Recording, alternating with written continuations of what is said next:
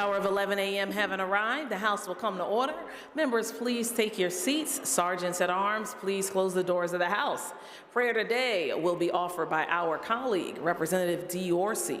Immediately after prayer, we will recite the Pledge of Allegiance. Members and guests, please rise as able.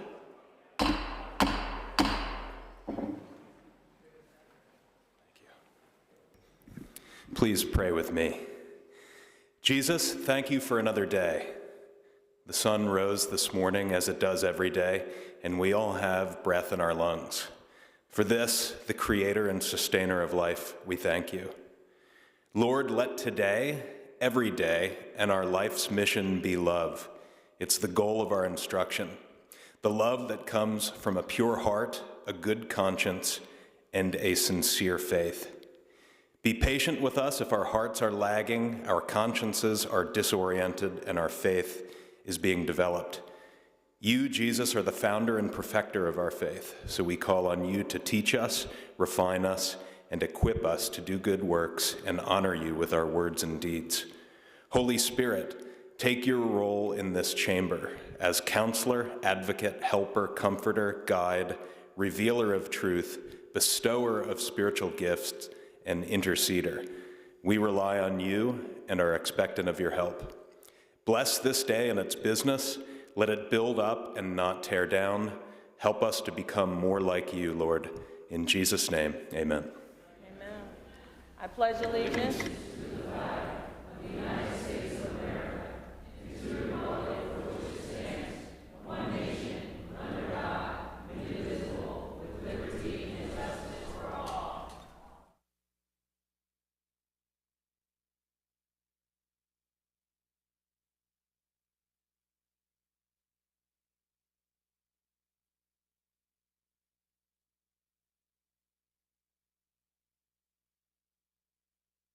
Sergeant at arms, please open the doors of the House. Members and guests, please take your seats.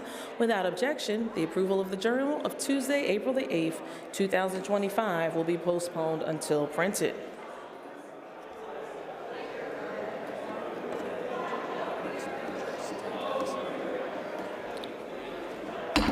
The House will come to order. Members, please take your seats so we can introduce our guests.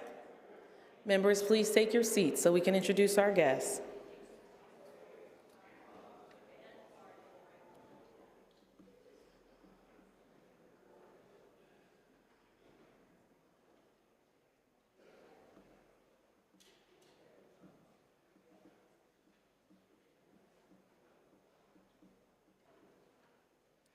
Seated to the left, in the front of the House, our colleague that serves Chester County, Representative Lawrence, has Quinn Zubrod.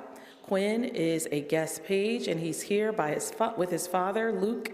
He's a student at Kennett Square High School, which is in the Chester County area and Representative Sappy's district. Quinn, welcome to the floor of the House this morning.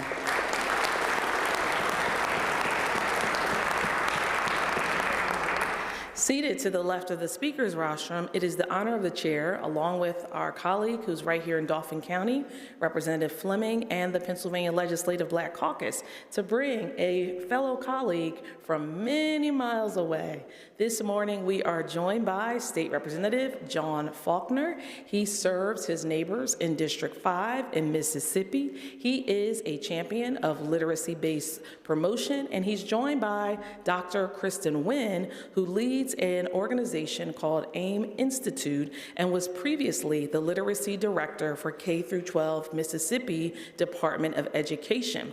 They are here as guests of Representative Fleming after he had a very informative meeting at 8:30 this morning, teaching us about the need of not only addressing literacy, but how we as lawmakers can fill in the gaps and make sure that all of our children are school ready and doing well with able to read. Please stand, guests. Welcome to the floor of the House.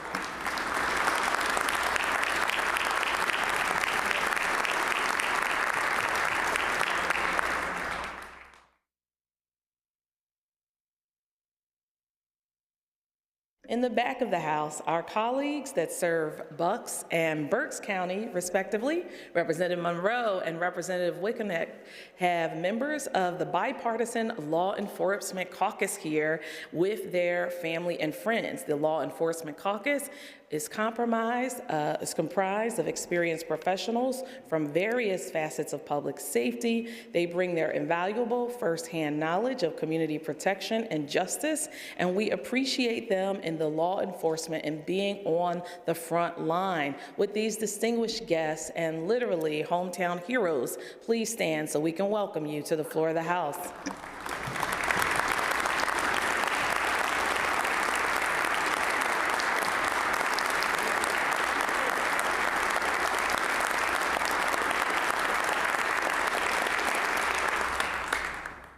In the back of the House, Representative Monroe also has members of his legislative district office here. Leo Greenberry and Ryan Gaffney are back. Please stand. Welcome to the floor of the House. Thank you for your hard work at home.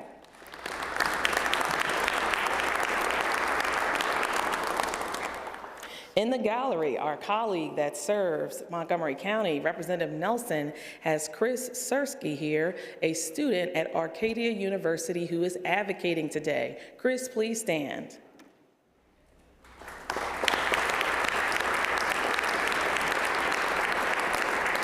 Representative Khan, who serves Philadelphia County, has students from Chestnut Hill College here. Chestnut Hill, please stand. Welcome to the floor of the House.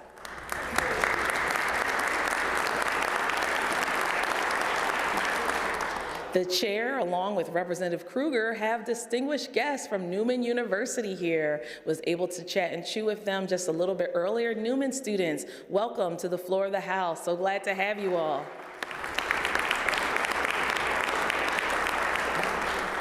Representative Fleming, who serves Dauphin, and Representative Mihalik, who serves Allegheny, have some diabetes advocates that are in the gallery this morning. We have the American Diabetes Association who are here advocating today. Please stand, advocates. Welcome to the floor of the House.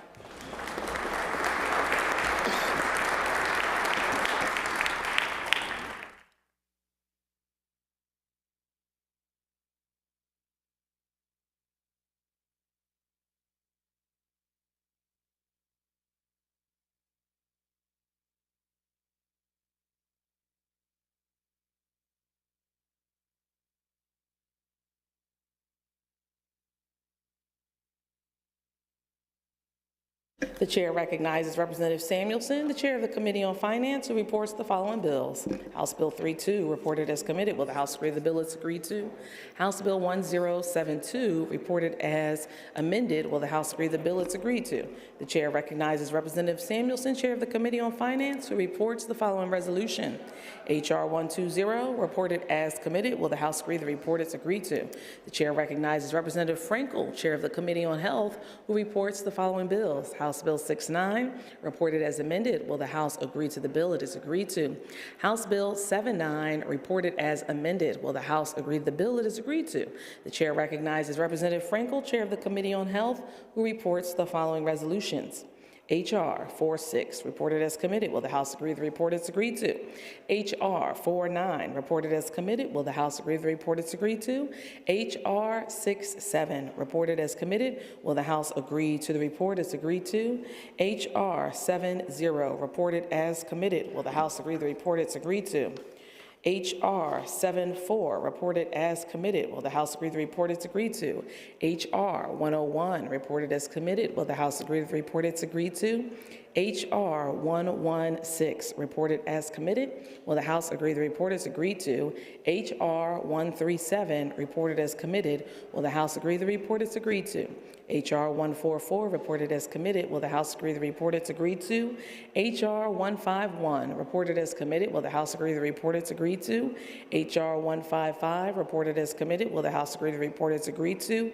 H.R. 156, reported as committed. Will the House agree the report is agreed to? H.R. 158, reported as committed. Will the House agree the report is agreed to? H.R. 159, reported as committed. Will the House agree the report?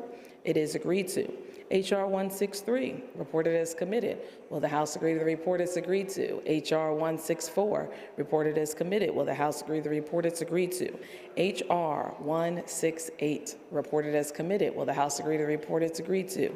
H.R. 174, reported as committed. Will the House agree the report is agreed to?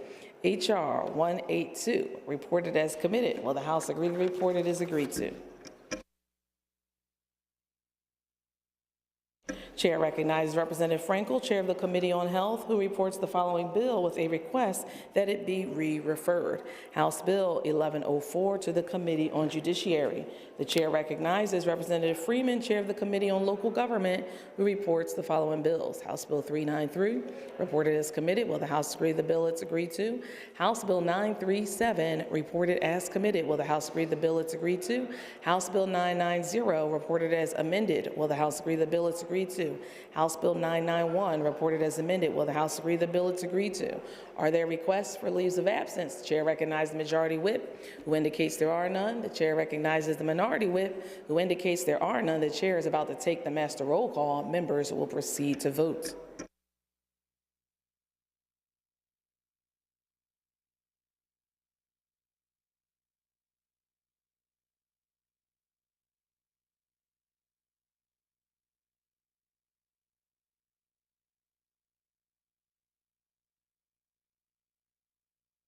Have all the members voted?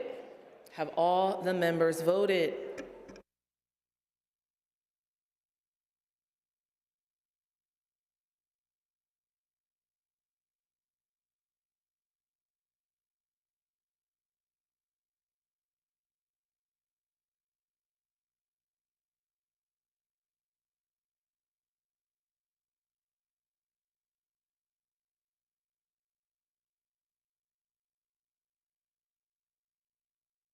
Clerk will record the vote. 203 members having voted on the master roll call. A quorum is present.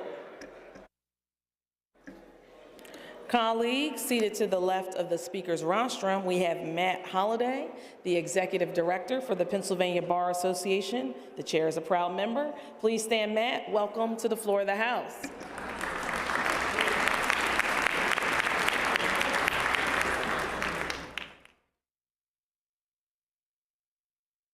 Chair recognizes the gentleman from Beaver, Representative Kale, for an important announcement.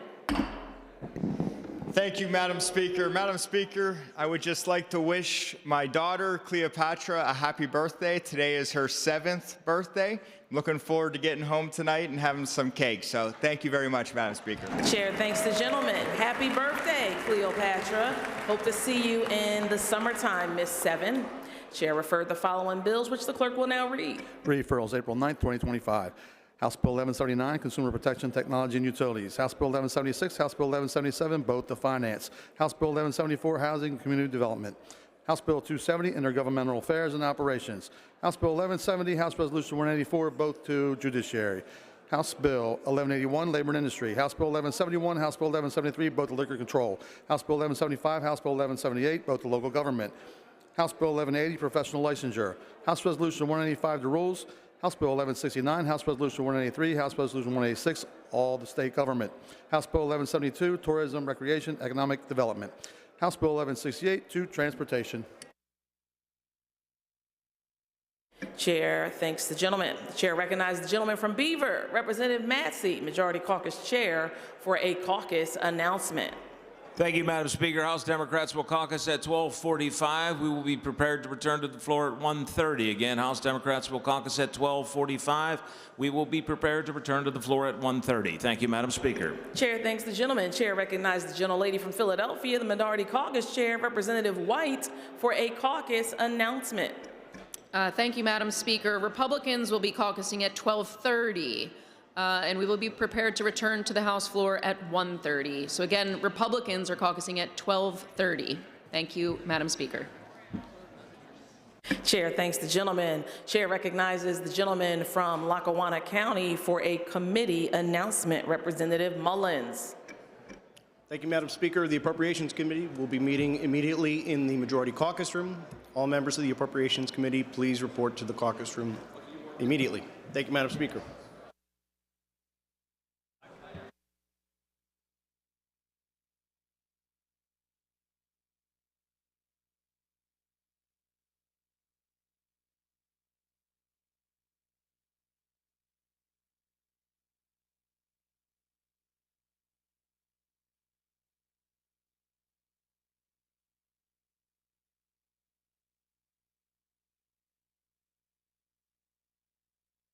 House stands in recess until 1:30 p.m. unless sooner recalled by the Speaker.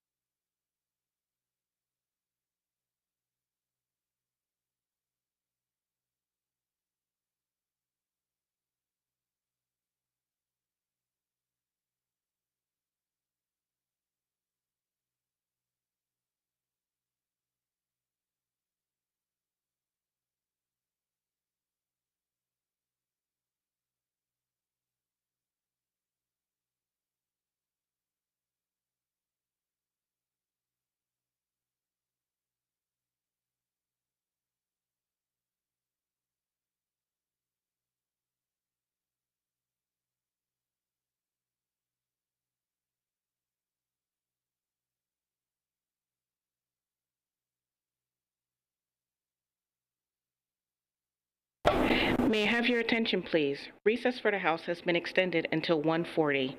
I repeat, recess for the House has been extended until 1:40. Thank you.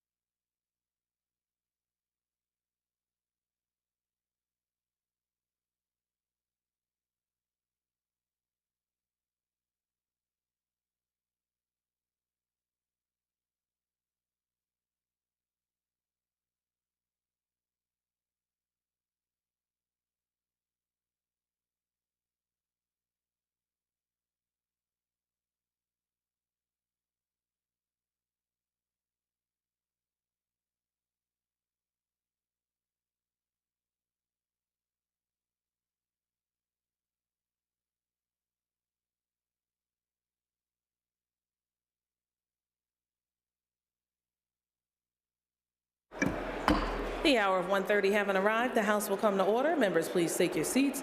Chair recognizes Representative Harris, Chair of the Committee on Appropriations, who reports the following bills. House Bill 156, re-reported as committed. Will the House read the report it's agreed to?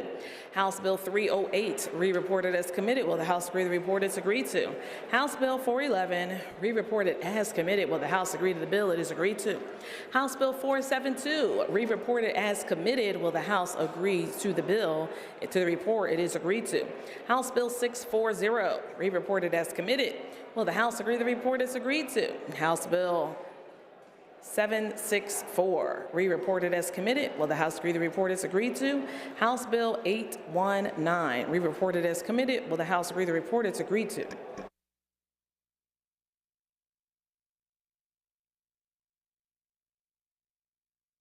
Chair recognizes Representative Dawkins, Chair of the Committee on Labor Industry, who reports the following bill. House Bill 721, reported as amended. Will the House agree the bill is agreed to? Chair recognizes Representative Dawkins, Chair of the Committee on Labor and Industry, who reports the following resolution. H.R. 97, reported as committed. Will the House agree the report is agreed to? Chair referred the following bills, which the clerk will now read. Referrals, April 9, 2025. House Bill 1182, Children and Youth. House Bill 1183 to Finance. Chair recognizes the Majority Leader, who calls up House Resolution 61, printers number 0532, on page 5 of today's House calendar. Clerk will read a summary of the resolution. A resolution designating April 18, 2025 as Erie Day in Pennsylvania, introduced by Representative Bob Mursky. Will the House agree to the resolution? Those in favor of the resolution will be voting aye. Those opposed will be voting no. Members will proceed to vote.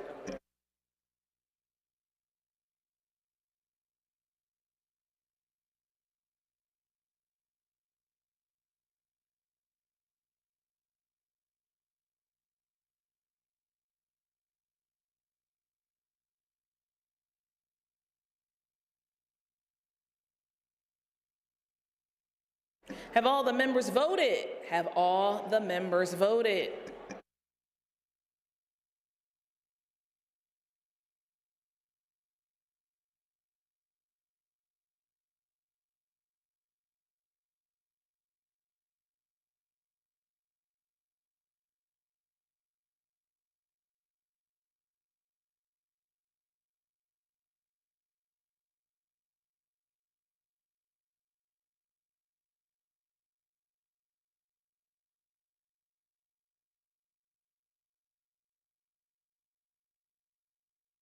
Have all the members voted?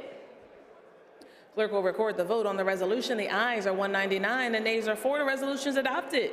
The chair recognizes the Majority Leader, who calls up House Bill 62, printers number 0533, on page 5 of today's House calendar. Clerk will read a summary of the resolution. A resolution recognizing the week of April 5th through April 11, 2025 as Week of the Young Child in Pennsylvania, introduced by Representative Carol Hill Evans.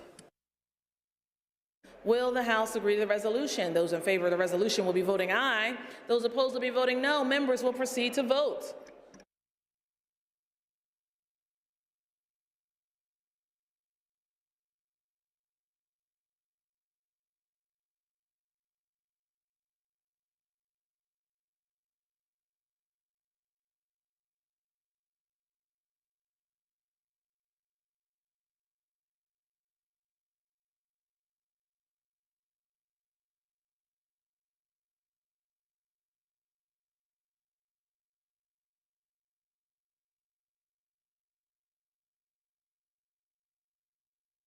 Have all the members voted? Have all the members voted?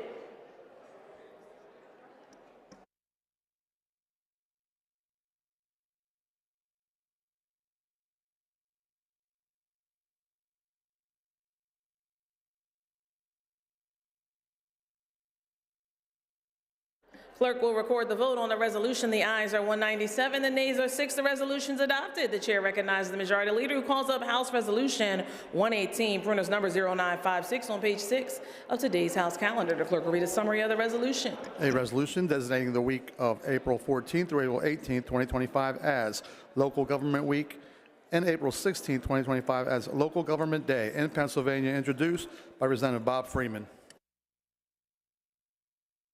Will the House agree to the resolution? Those in favor of the resolution will be voting aye. Those opposed will be voting no. Members will proceed to vote.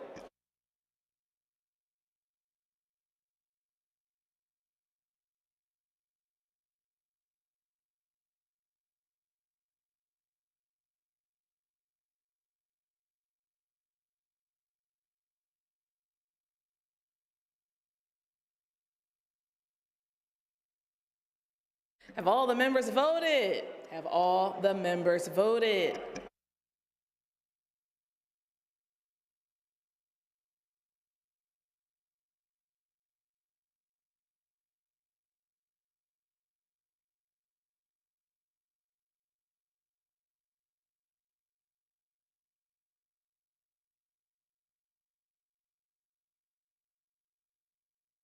Clerk will record the vote on the resolution. The ayes are 198, the nays are 5. The resolution is adopted. The chair recognizes the majority leader who calls up House Resolution 144, printers number 1124 on page 1 of Supplemental Calendar A.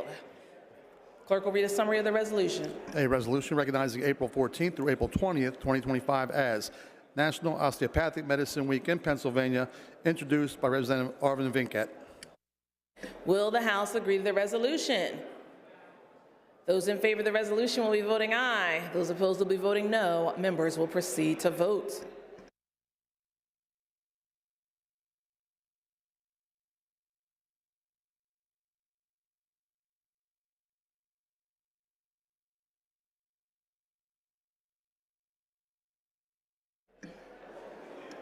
Have all the members voted? Have all the members voted?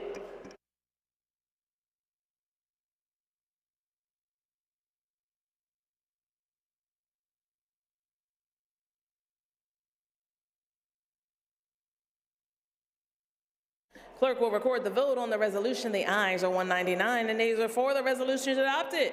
The chair recognizes the majority leader who calls up House Resolution 149, printers number 1179, on page 7 of today's House calendar. Clerk will read a summary of the resolution. A resolution recognizing April 11th, 2025 as Black Doula Day in Pennsylvania, introduced by Representative Gina Curry. Will the House agree to the resolution? On that question, the chair recognizes the maker of the resolution, gentlelady from Delaware County, Representative Curry.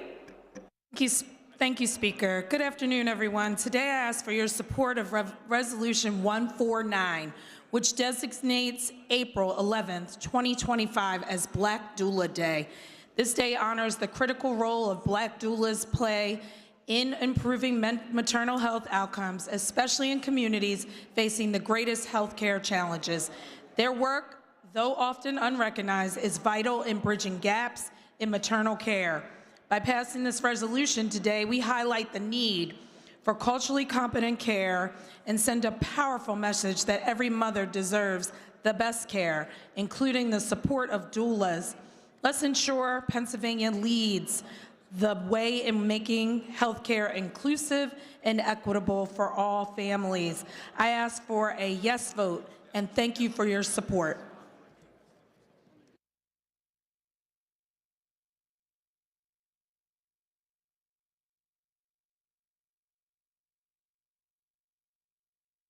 Those in favor of the resolution will be voting aye. Those opposed will be voting no. Members will proceed to vote.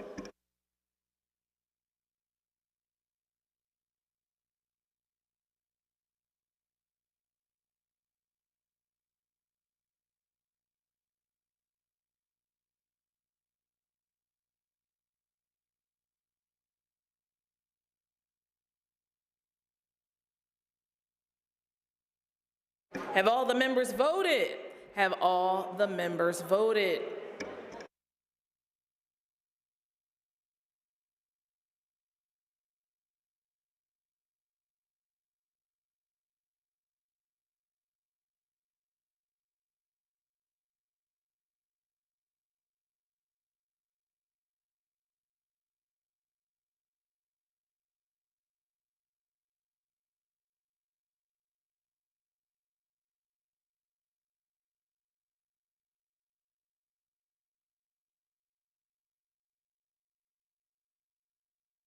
Have all the members voted?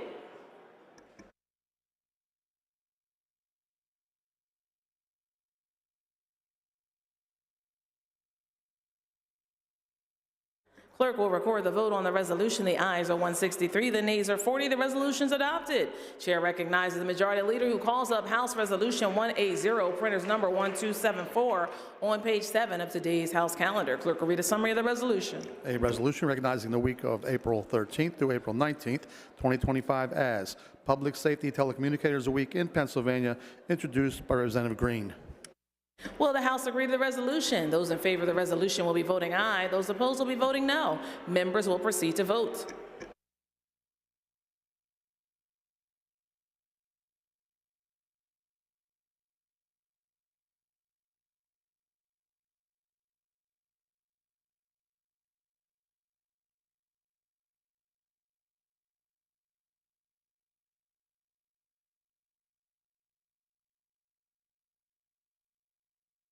Have all the members voted? Have all the members voted?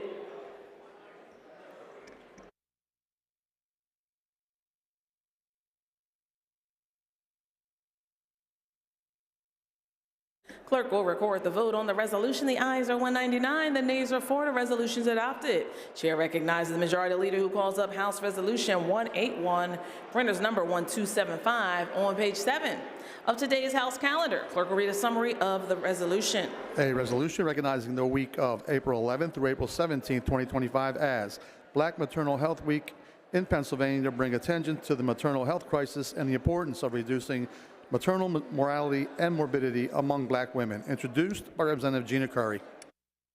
Will the House agree to the resolution? On that question, the chair recognizes the gentlelady from Delaware County, Representative Curry, maker of the resolution. Good afternoon again. This week on Friday starts Black Maternal Health Week from April 11th to April 17th. I ask for your support of House Resolution 181, which recognizes this week. This resolution aims to address the disproportional maternal mortality rates among Black women who are 2.6 times more likely to die from pregnancy-related causes. Shockingly, 93% of these deaths are preventable. Black Maternal Health Week begins this Friday, and passing this resolution will help us celebrate and raise awareness about this critical issue. It's already been adopted in several states, and now it's our turn. Let's work together to ensure every mother, no matter her race or location, receives the care she deserves. I ask for a yes vote, and I thank you. Chair thanks the maker of the resolution. Those in favor of the resolution will be voting aye. Those opposed will vote no. Members will proceed to vote.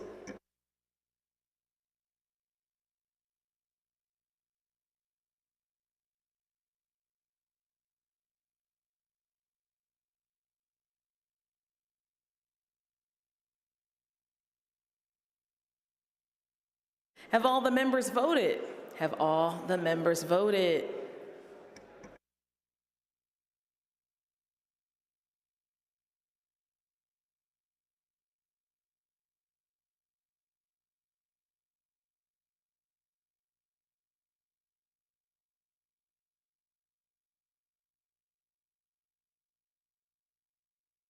Clerk will record the vote on the resolution. The ayes are 175, the nays are 28. The resolution is adopted. The House will come to order. The House will come to order. Colleagues, please take your seats. We have some special guests joining us for afternoon session.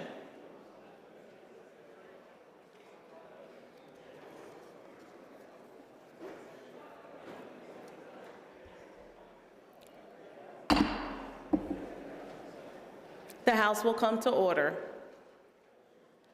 Our colleague that serves Center County, Representative Takak, has a special guest in the gallery this afternoon.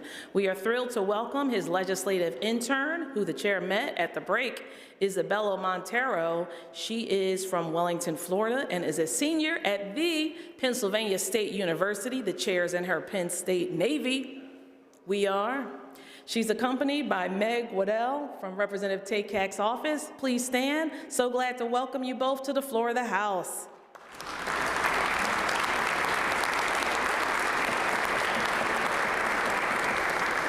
There are students on the floor seated to the left of the speaker's rostrum. This afternoon, please take your conversations off the floor. This afternoon, we have special guests. They are all the way from Lehigh University. Please stand when I say your name and we will clap for all of you at the end. We have a sophomore student, Elizabeth. Political science and economics are her majors. We have Sydney, who's studying political science, and we have Aminata, who I met when she was a legislative intern for the good gentleman from the Lehigh, Representative Samuelson. Please welcome these Lehigh University students, colleagues.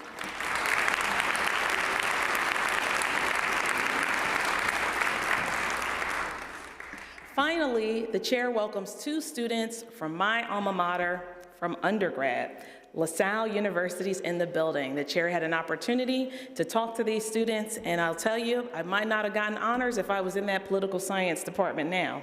So happy to welcome first Jessica Perez Salinas. She's a first-generation student studying international relations and Spanish. She attended Central High School and is now a senior at LaSalle University. We also have a sophomore student, Deslyn Long, who is similarly an alum from Central High School and is studying political science and history at LaSalle University at the moment. And you should go up to Deslyn, give him a number.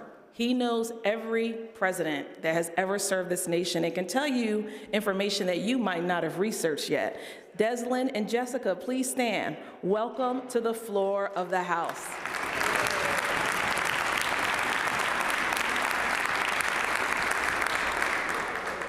Joining these LaSalle students is Dr. Gabby. She is the Vice Provost for Student Development and Campus Life. It is so glad to have her here this afternoon as well. Welcome to the floor of the House, Dr. Gabby.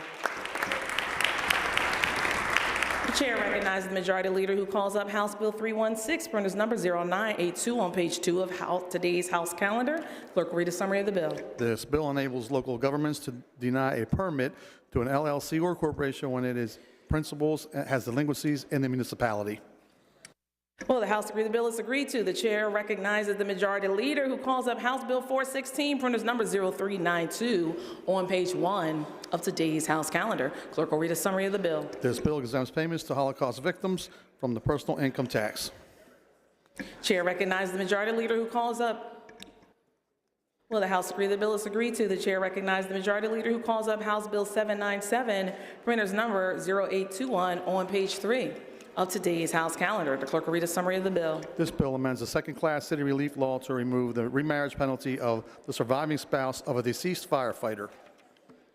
Well, the House agreed the bill is agreed to. The chair recognizes the Majority Leader who calls up House Bill 923, printers number 0958 on page 1 of today's House calendar. Clerk will read a summary of the bill. This bill extends the current Social Security COLA moratorium for individuals enrolled in PACE and PACENet until December 31st, 2027.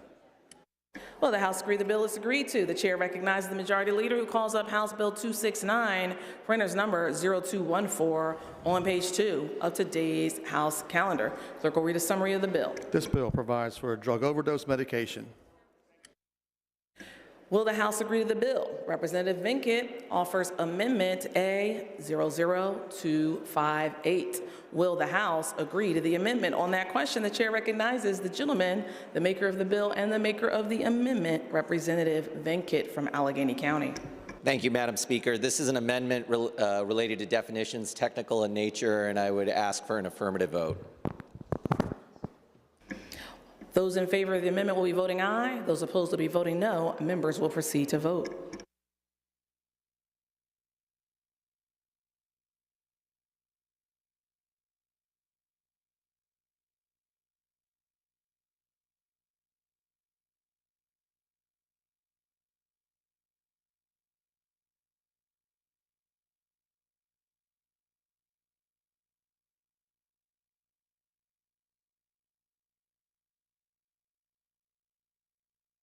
Have all the members voted?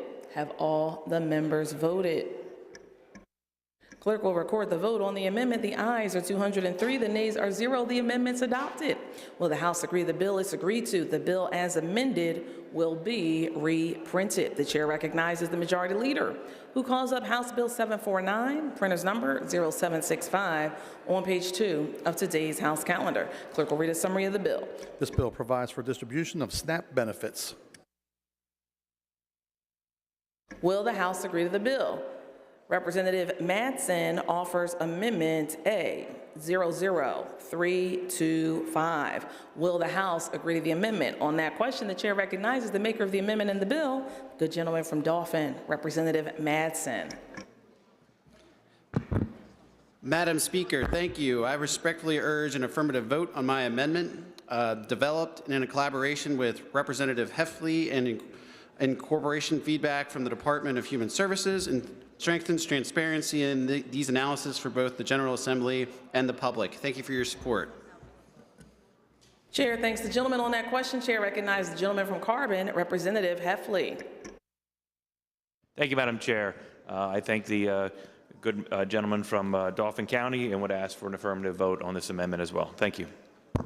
Those in favor of the amendment will be voting aye. Those opposed will be voting no. Members will proceed to vote.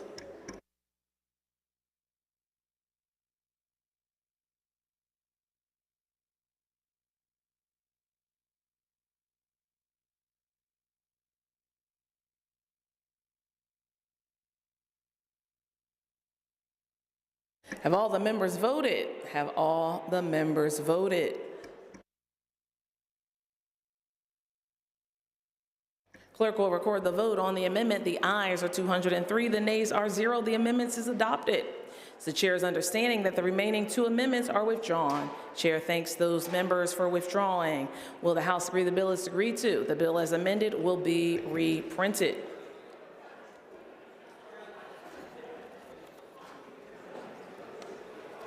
The chair recognizes the majority leader, who calls up House Bill 156, printer's number 1302, on page 1 of Supplemental Calendar B. Will the House agree the bill is agreed to? The clerk will read the title and a brief description of the bill. This bill ensures carbon monoxide detectors are housed in child care facilities located in buildings with carbon monoxide sources. This bill has been considered on 3 different days and agreed to. The question is, shall the bill pass the House finally? Agreeable to the provisions of the Constitution, the yeas and nays will now be taken. Members will proceed to vote.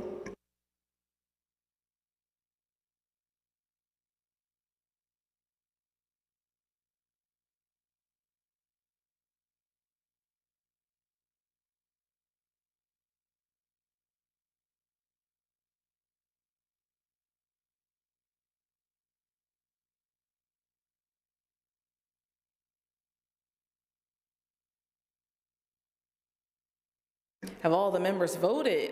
Have all the members voted?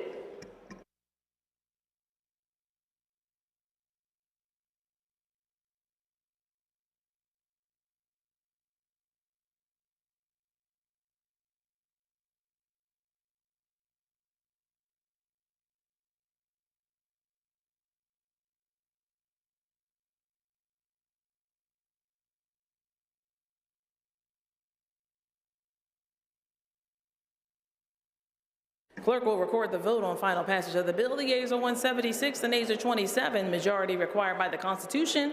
Having voted in the affirmative, the bill passes finally. Clerk will return the same to the Senate for concurrence. The chair recognizes the majority leader. He calls up House Bill 308, printer's number 1302, on page 2 of Supplemental Calendar B. Will the House agree the bill is agreed to? Clerk will read the title and a brief description of the bill. This bill creates OSHA for public employees modeled after the federal version. This bill's been considered on 3 different days and agreed to. The question is, shall the bill pass the House finally? On that question, the chair recognizes the maker of the bill, the gentleman from Erie, the majority chair of Gaming, Representative Harkins. Thank you, Madam Speaker. Today I want to talk a little bit about something fundamental to the well-being of our public sector workforce, workplace safety. Every day, many public employees, from teachers, sanitation workers, to firefighters and healthcare professionals, dedicate their lives to serving our communities. Yet, shockingly, many of these workers lack the same Occupational Safety and Health Administration, OSHA, protections that private sector employees take for granted. Extending OSHA protections to all public sector workers is not just a matter of policy, it's a matter of fairness, safety, and respect for those who serve our communities. Protecting lives and preventing injuries, public employees face serious workplace hazards. Firefighters confront burning buildings, sanitation workers handle hazardous waste, and utility workers repair power lines in dangerous conditions. Yet, in our state, without OSHA coverage, these workers lack enforceable safety standards. By establishing OSHA protections for public sector employees, we can prevent workplace injuries, illnesses, and fatalities. Studies have shown that workplaces with strong safety regulations experience fewer accidents when safety guidelines are in place and enforced. Workers are more likely to return home safe at the end of the day. No job should come at the cost of a worker's health or life. The economic benefits, reducing costs for taxpayers and employers. Workplace injuries don't just affect workers. They also create financial burdens on taxpayers and government agencies. When public employees get injured on the job, the cost of medical care, workers' compensation, and lost productivity add up. Preventable workplace injuries cost the U.S. economy billions of dollars each year. By implementing OSHA standards across all public sector workplaces, we can reduce workplace injuries, lower health care costs, and minimize financial strain on local and state governments. In the long run, investing in our worker safety saves money and ensures a more efficient public sector workforce. Private sector workers have had OSHA protections for over 50 years, yet our public employees still lack these basic rights. Why should a construction worker employed by a private company have better safety protections than a public sector road maintenance worker doing the same job? Why should a private hospital nurse be guaranteed a safe working environment while public hospital nurses are not? This is an issue of fairness for all workers. All workers, regardless of whether they work for a corporation or the government, deserve the same level of protection. Extending OSHA protections to public sector employees would ensure that every worker has the right to a safe workplace. When employees feel safe, they are more productive, more engaged, and more likely to stay in their jobs. Workplace safety isn't just about preventing accidents, it's about creating a culture of respect and care. If we want to attract and retain talented individuals in the public sector, we need to ensure that they have the same protections and workplace rights as their private sector counterparts. Ensuring OSHA protections for all public employees is not just common sense, it's the right thing to do. It saves lives, it reduces costs, promotes fairness, and strengthens our public workforce. Let's stand together and demand workplace safety for all. Let's ensure that every firefighter, teacher, sanitation worker, and government employee can do their job without fear for their safety. Because no job, no matter how important, should come at the cost of a worker's well-being. I've been asked over the last few weeks with this legislation what was the start of it, what was the reason for my introducing it. This is my 10th year working on this legislation, and it all started with a mechanic in Erie, Jake Schwab, at Erie Metropolitan Transit Authority, which is a bus company in Erie. On the morning of November 4th, Jake was provided the wrong equipment. Madam Speaker, if I may. The gentleman will be heard. The House will come to order. Members, please take your conversations off the floor of the House. Members, please take your seats. Thank you, Madam Members, please take your seats. Members, please take your seats.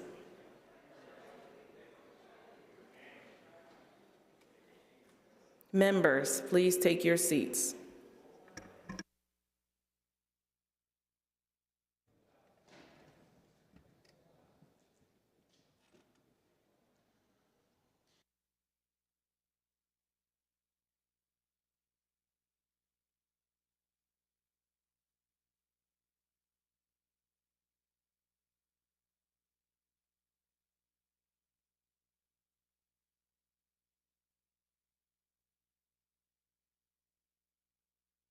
The gentleman may proceed. Thank you, Speaker. As I said, the impetus for this legislation was Jake Schwab. Jake was employed by the Erie Metropolitan Transit Authority in Erie, which is the Erie Bus Company. On the morning of November 4th, 2014, Jake had gone to work like any other morning, expecting to come back healthy, safe, and alive. However, on that day, Jake was provided the wrong equipment, a faulty jack, and he in the process of doing his job, he lifted a bus up with the wrong capacity jack that was given to him, and the mechanism in the bus fell on him and crushed him. He lived for a few days after, but the family was heavily impacted in a negative way by this. I had been with UPS for 25 years, and I knew Jake somewhat through our interactions with different employees. But it was brought to my attention from a coworker of his who found out that they had no OSHA protections. I've dealt with his wife, Tiffany Schwab, over the years. She's been a person I can't even begin to explain how dedicated she is to seeing this through. She's become so frustrated that she left Pennsylvania because of the frustrations with so many things. She remarried and she was given a stipend, and this is just an aside to this legislation. She saw me at a shopping mall one day and she said, you know, if I get remarried, I have to return the stipend. And I remember Governor Tom Wolf was in Erie for this legislation, and she had explained this to both of us. And we both looked at each other like this was a fallacy. I went back and I looked it up after I got home that day, and I Google searched some of the legislation because I wasn't aware of it. There's different things like that in there. The family also had informed me early on that the investigative part of this, the private insurance company that was hired to investigate Jake's death, didn't have to reveal the findings or what they had determined the cause of death to be. Imagine the frustration of number one, getting the call as Tiffany Schwab did the morning of November 4th at around 11 in the morning while she was at her job, and people saying, hey, your husband's been tragically injured in this workplace injury. There's been a number of others through the years. 2015 in Philly, a school employee was killed when a boiler exploded.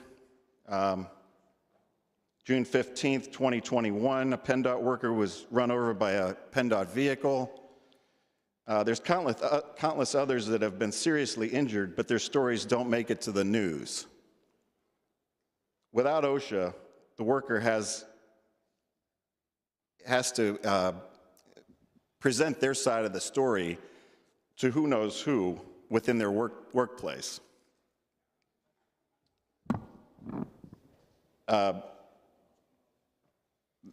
The opposition has been from the County Commissioners Association and the School Boards Association. The school boards have somewhat backed off because I assured them this wasn't a backdoor attempt to air condition every building. Though, imagine that in 2025, we wouldn't have to send kids home early in May and home early in August when kids return to school. God forbid we have to be like laundromats and movie theaters and everybody has air conditioning.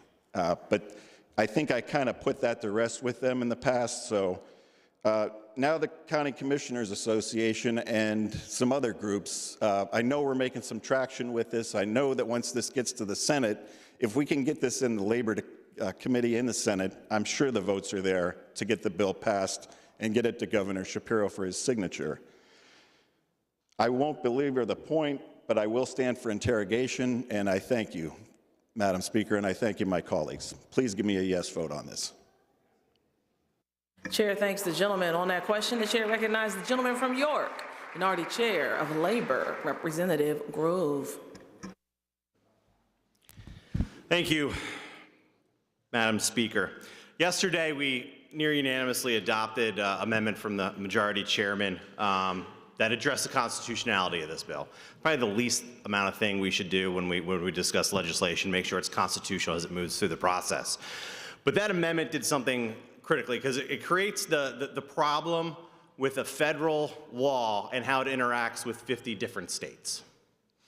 Now, that amendment was to deal with the Protz Amendment. The Protz Amendment was handed down a number of years ago. It was a workers' comp case that basically said we, the General Assembly, illegally gave up our power to another state agency, another entity, and the Supreme Court slapped us down for it.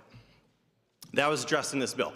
The problem is that not every state has that prohibition. So when the federal government, as part of their OSHA, they actually have to approve these plans. So the federal law requires that we automatically adopt any new OSHA standard. So we have a conflict with our state constitution and a very specific court order to this body to not allow illegal delegation of our duties, with a federal law that says for this to be accepted by the federal government, you have to update based on our updates every single time. And you have 6 months to do it, 6 months. So because of that, we are in complete conflict.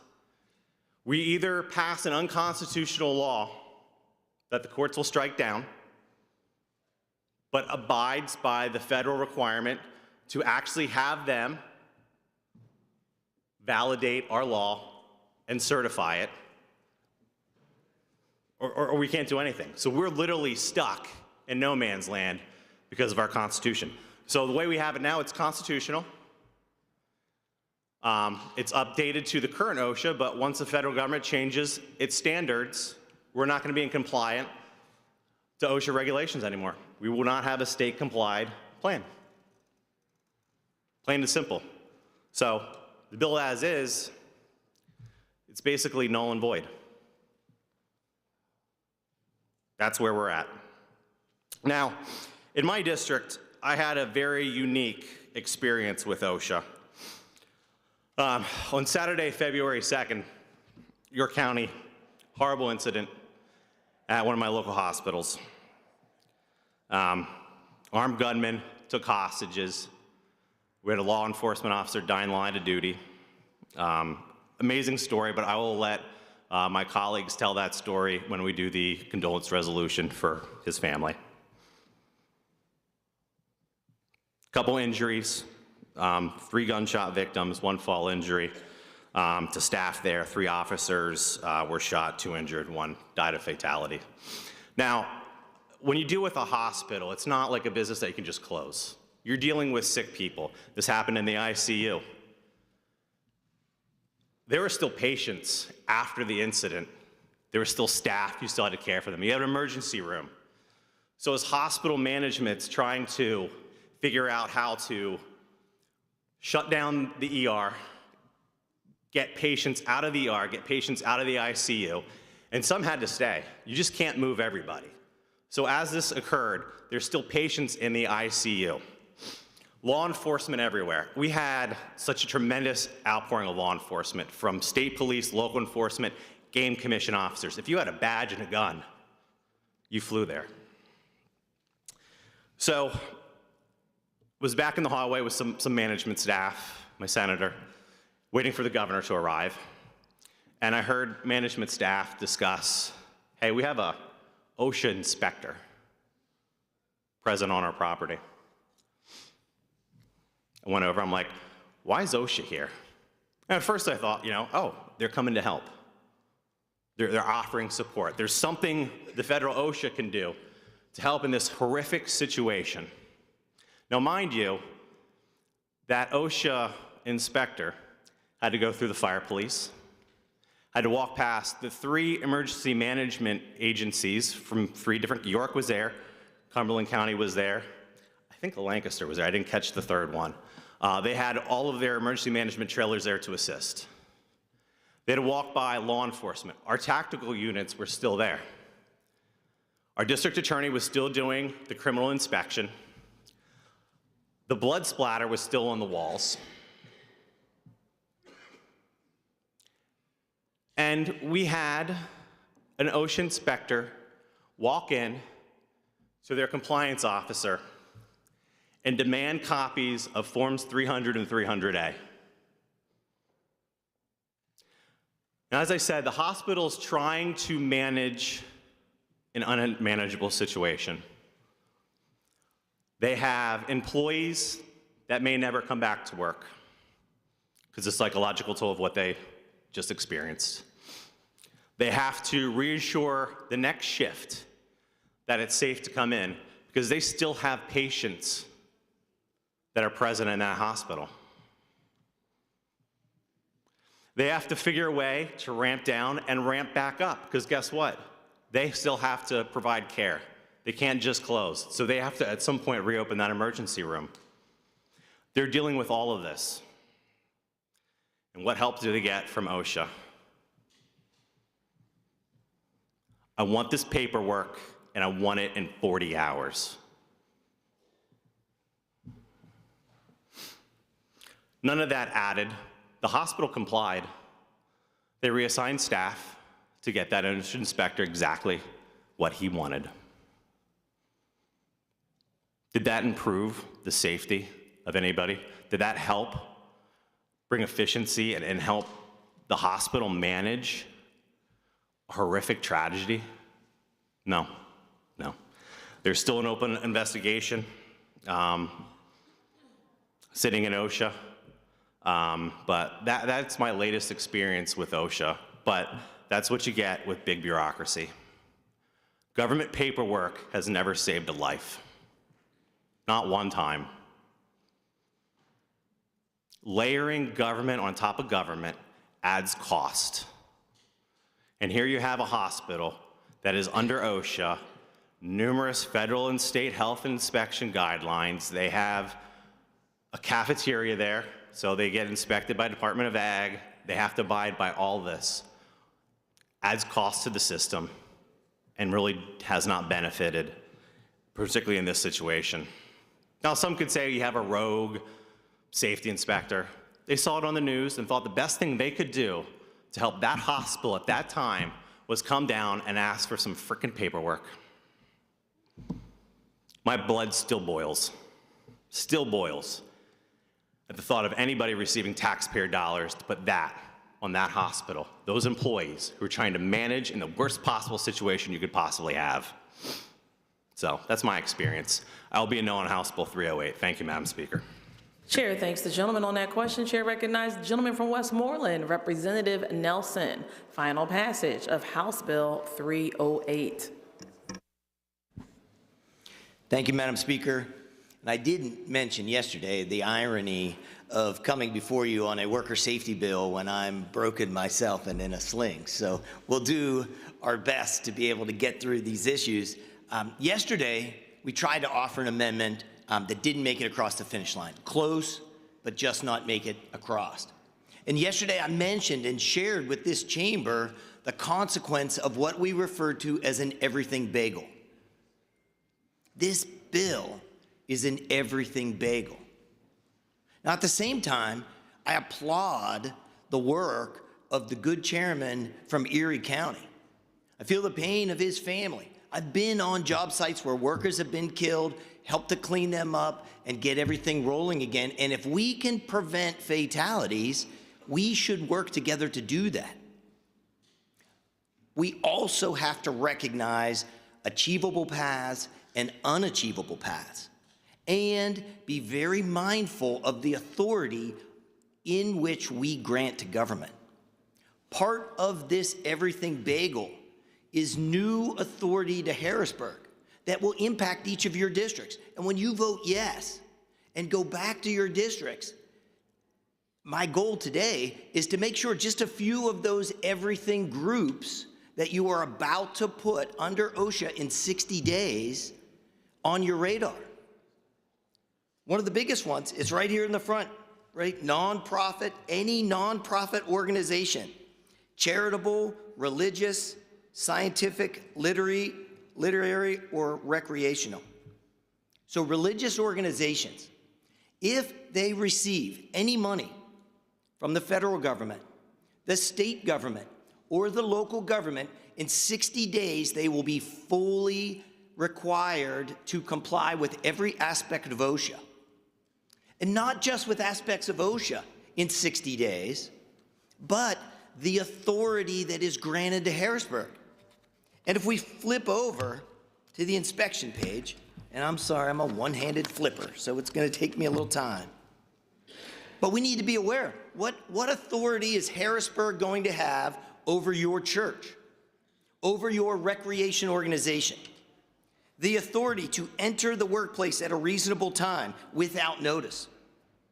The authority to inspect and investigate, to privately question employees of your church, to obtain a warrant if denied admission, and to hold members of your church in contempt of court, which could result in prison.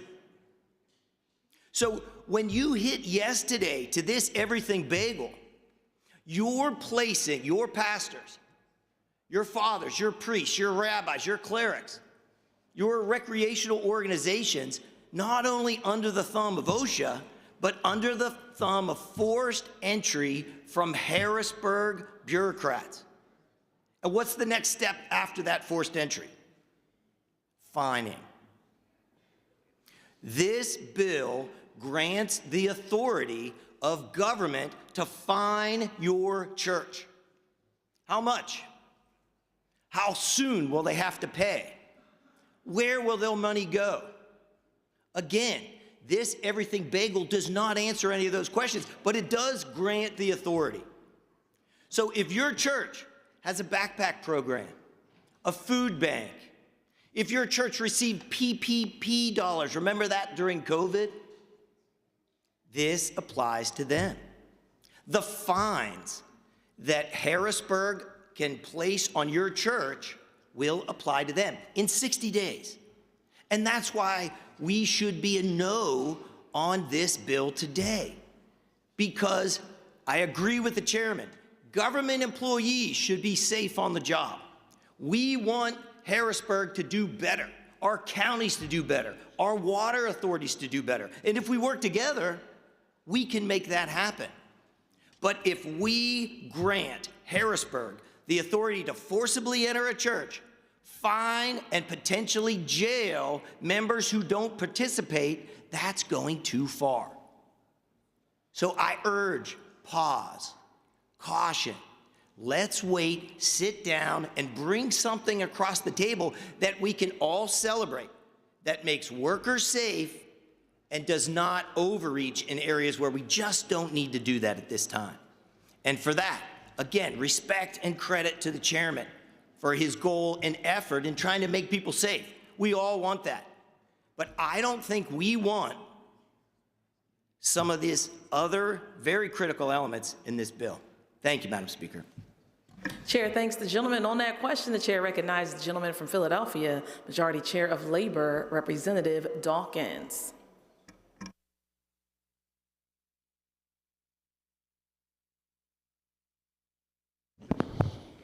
Thank you, Madam Speaker.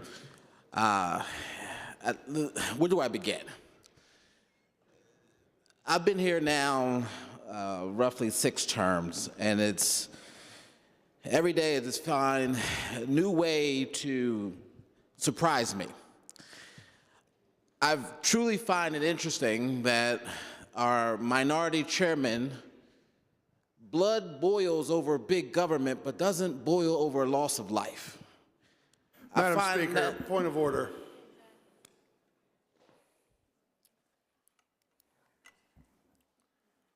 The gentleman will suspend. The gentleman is in order and will state his point of order. I believe that is a mischaracterization of what the gentleman who represents his constituents, including that were involved in that horrific scene at the hospital, believes. I would ask that he stay on the passage of House Bill 308. Thank you, Madam Speaker.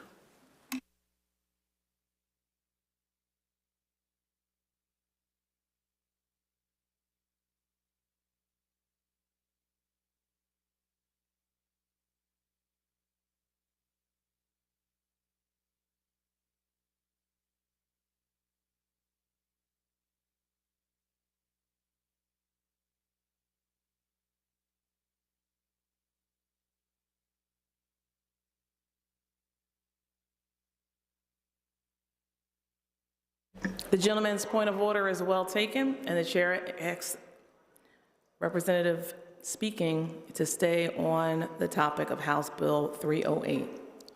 Thank you, Madam Speaker. I did not know I'd strayed past that, considering that we were talking directly verbatim of the words he said, but I'll move on to this.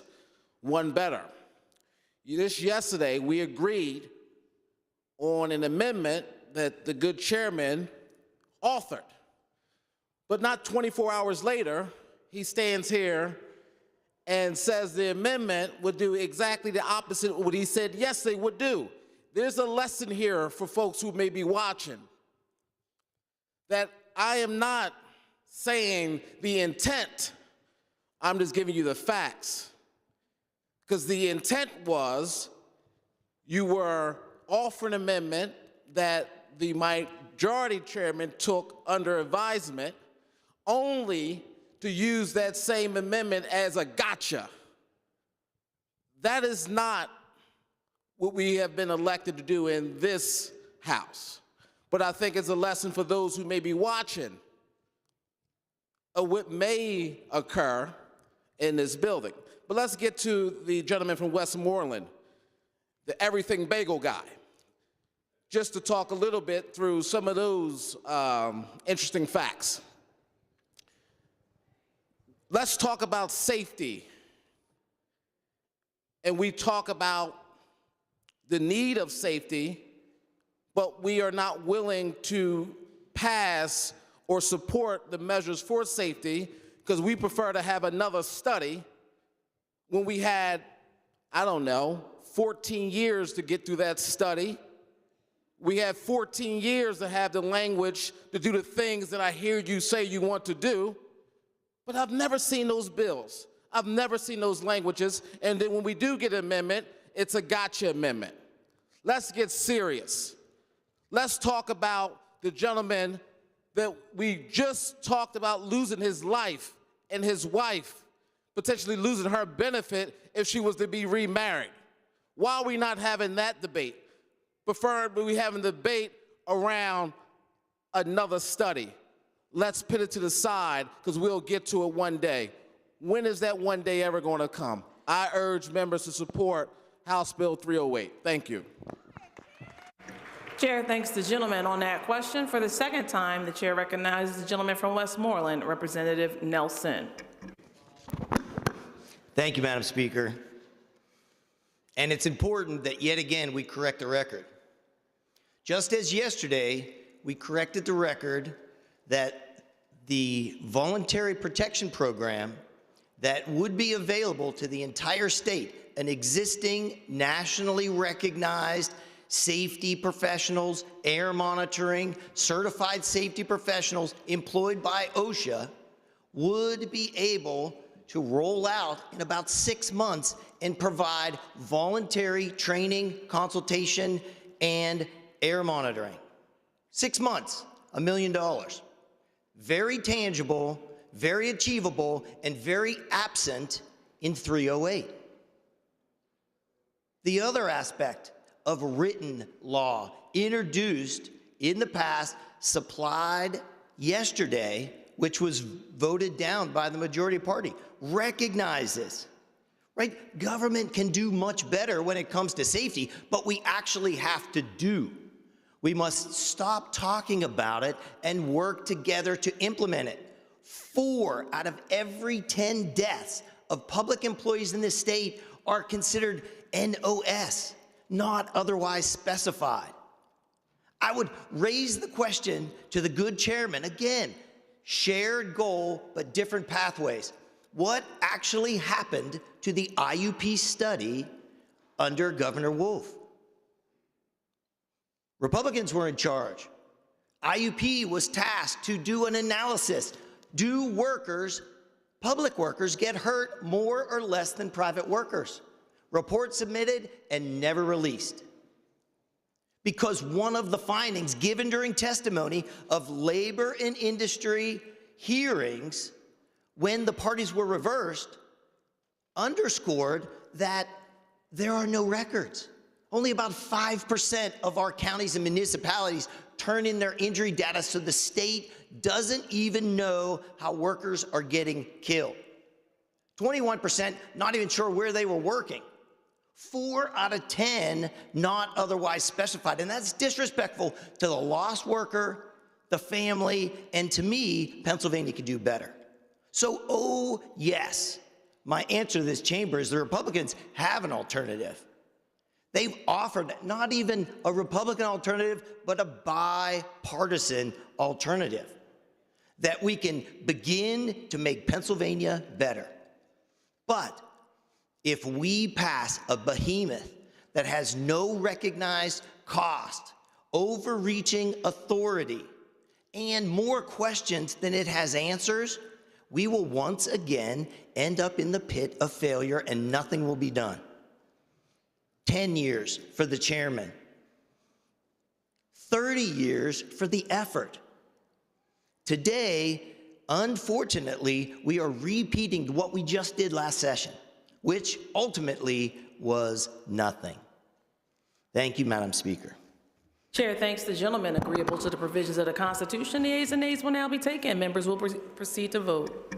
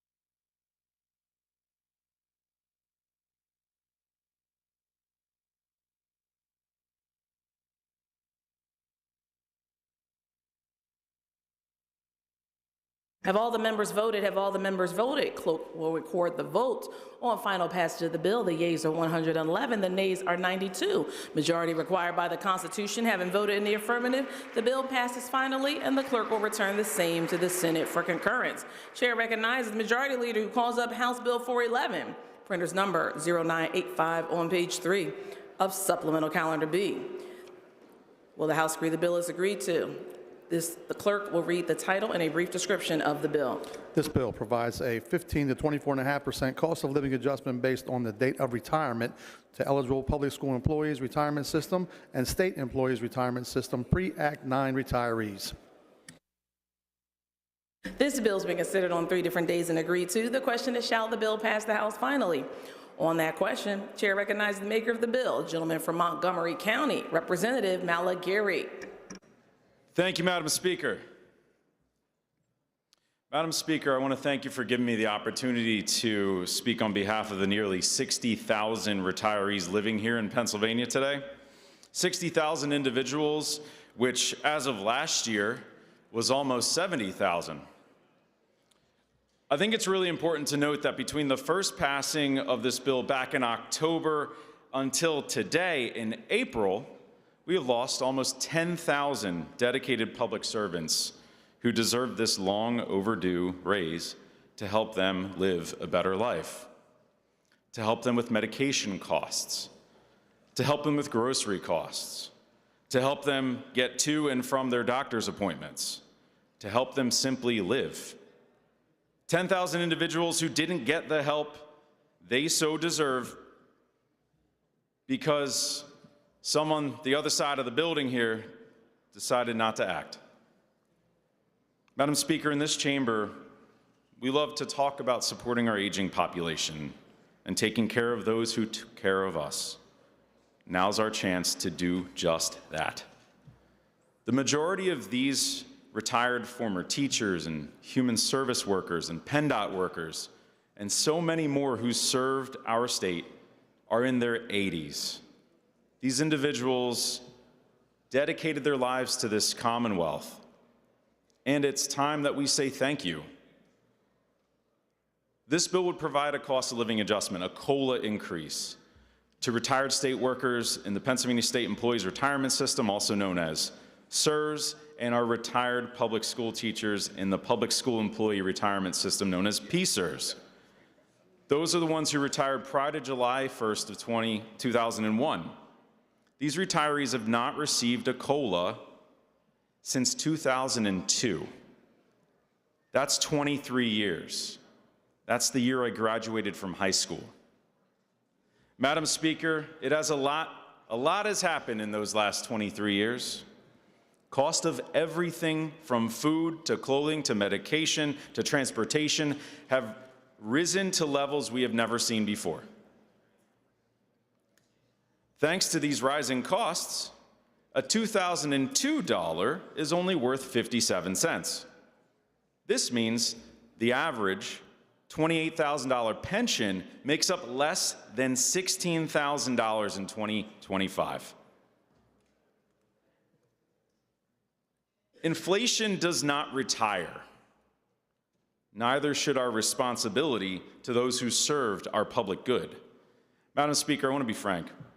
Life is only going to get harder for our aging population. And having to decide between paying for medication and putting food on the table should not be a discussion in 2025. This isn't just about numbers on a page. It's about keeping the lights on, keeping the heat running, and the dignity intact for our retirees. I want to ask a question as you sit here and consider how you're going to be voting on this piece of legislation. I want to ask each of you to think for a moment.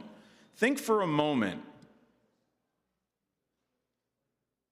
Those of us who are lucky to have aging parents that are still alive or family members, to think of them during this vote. Think of them. Think of their livelihoods. Think of their burdens. Think of how this bill would help them. Madam Speaker, the time was yesterday to fix this, and we need to move now. It's time that we pass House Bill 411 and give back to our hardworking retirees who gave us so much. I ask for an affirmative vote on House Bill 411. Thank you, Madam Speaker.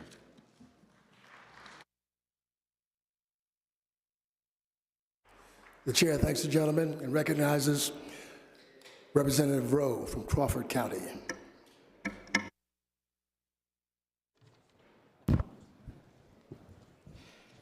Thank you, Mr. Speaker. Just for the record, my name's Representative Roy. Representative Rowe is a different member, but a common mispronunciation. But Mr. Speaker, I'm standing in opposition to this bill. This bill would increase school property taxes by approximately $1.5 billion. Excuse me, $1 billion. It would add $1.5 billion to the unfunded liability. About $1 billion of it is for PSERS. So our school districts collectively would have to raise property taxes by about $1 billion to pay for this COLA. In a lot of districts, property taxes are a real issue, how expensive they are. So if we pass this, all of our seniors are going to be paying higher property taxes, as well as everybody else. But just people need to take that into consideration. As far as the unfunded liability, over $60 billion, the stock market is doing better today. Yesterday, it was estimated around $62 billion. Well, today, the unfunded liability is probably only $60 billion. It changes every day. But of that $60 billion of unfunded liability, about $11 billion of it is from past benefit enhancements that were never paid for. Our pension system is based on actuarial assumptions. Employees pay, the school districts pay, the state government pays. When we do benefit enhancements, nobody ever funded it. This particular bill, it's so expensive that $1.5 billion is not being paid all at once. The bill language has it being paid over a 10-year period, just to kind of, hide the true cost of the COLA. Mr. Speaker, the unfunded liability in our pension plan is larger than our general fund budget, just to put the number in perspective. We could double every state tax there is. We could go to a 12% sales tax. We could double the personal income tax. It's just over 3% now. We could make it 6%. We could double every single tax for a whole year, and that still wouldn't be enough money to pay the unfunded liability. This bill adds another $1.5 billion to the unfunded liability. I also want to put out, Mr. Speaker, that nearly everyone receives Social Security that receives a CSRS or a PSERS pension. When you look out there, roughly speaking, on average, we each have about 300 pre-Act 9 retirees living in our districts. There's 60,000 statewide.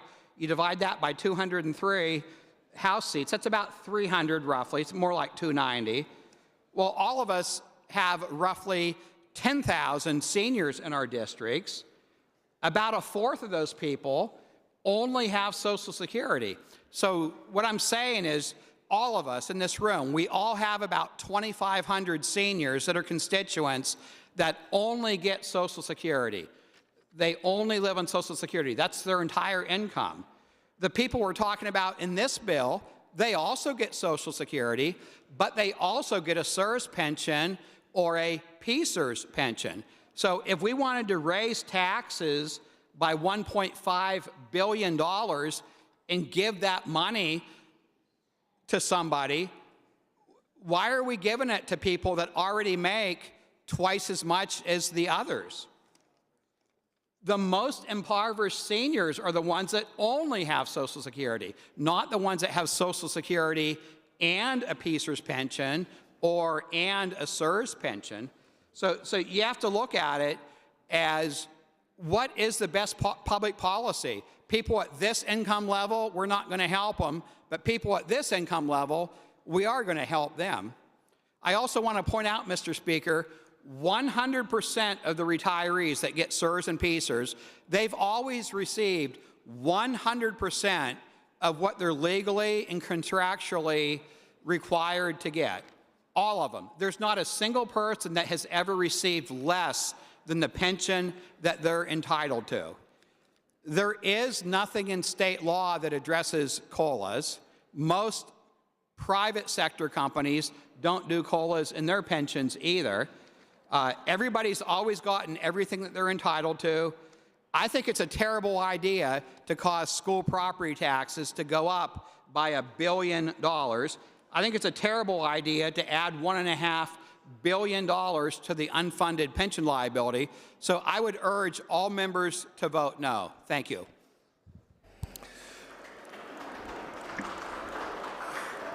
The chair both thanks and begs the pardon of the gentleman from Crawford County. The chair recognizes Representative Emily Kincaid.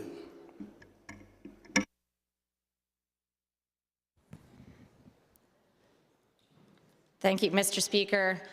I was not going to speak on this bill, but I do think that it's important to make sure that we understand what we're talking about, which is people who we asked and who stepped up to the challenge to serve the public, to do what we needed to have done in order to educate our kids, in order to educate us fundamentally, to get us to this place, to serve our communities. These are people who dedicated their lives to the people of Pennsylvania. And to say that we somehow should choose some seniors over others, I think is a false dichotomy. It's a false choice. We don't have to do that. We do not have to choose between our public sector workers who dedicated their lives to us, to our kids, and ensuring that they can keep a roof over their head and food on the table, and the folks who are only receiving Social Security. We can and we should do more for everybody. It's not a choice. We don't have to choose, and we don't have to pit these people against one another to say the mere fact that we are giving a COLA to our retired public sector workers is somehow an affront and an offense to anyone who doesn't have this pension. We have a constitutional obligation to adequately fund our schools. That's something that we absolutely have to be stepping up year over year to do. And so if there is an issue with raising property taxes that needs to be addressed to avoid raising property taxes, that is an obligation that we at the state level have to step up to and meet. We need to stop pitting Pennsylvania citizens against Pennsylvania citizens to say, just because you're getting something or those people are getting something, that you are being denied, that these folks are being denied. It's not fair, it's not accurate, and we need to get beyond this rhetoric to say that some benefit for some people is somehow an offense to others. We need to do better by the people of Pennsylvania and stop with this rhetoric that pits people against each other. And so I would encourage a yes vote, because these people that this would benefit did their work for the people of Pennsylvania. And I would say there are a good number of people in this room that benefited specifically from being educated by the people who would receive this COLA. Thank you, Mr. Speaker. The chair thanks the gentlelady and recognizes the representative from Beaver, Roman Kozak. Thank you, Mr. Speaker. Mr. Speaker, I fully understand and sympathize with the intent of House Bill 411.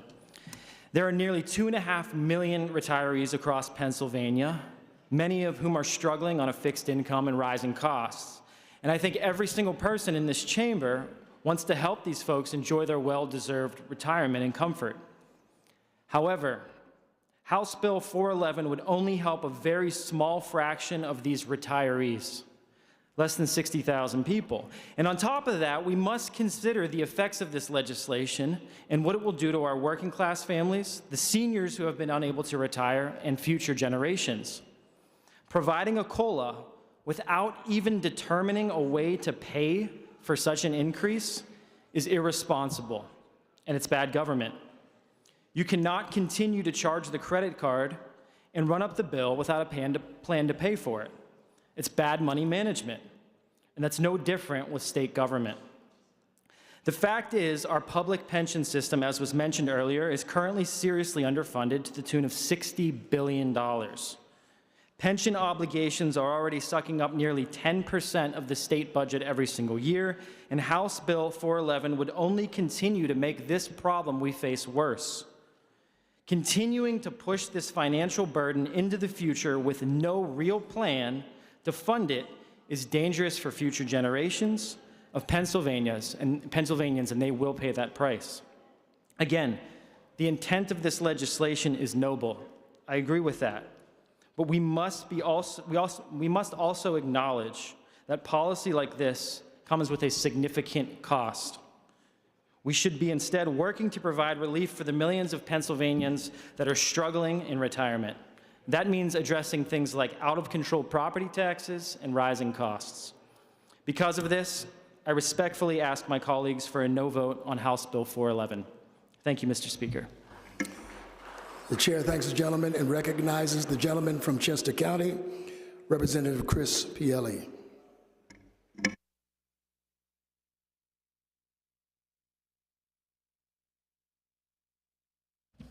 Thank you, Mr. Speaker. I rise in support of HB 411 and in support of our teachers, in support of our state employees who dedicated their professional careers to public service and now in turn need our help. We, privileged few, who have within our hands the capability to alleviate the suffering of 60,000 retirees. That's not a small amount of fellow Pennsylvanians to help. We've waited over 2 decades. They've waited over 2 decades for a COLA increase.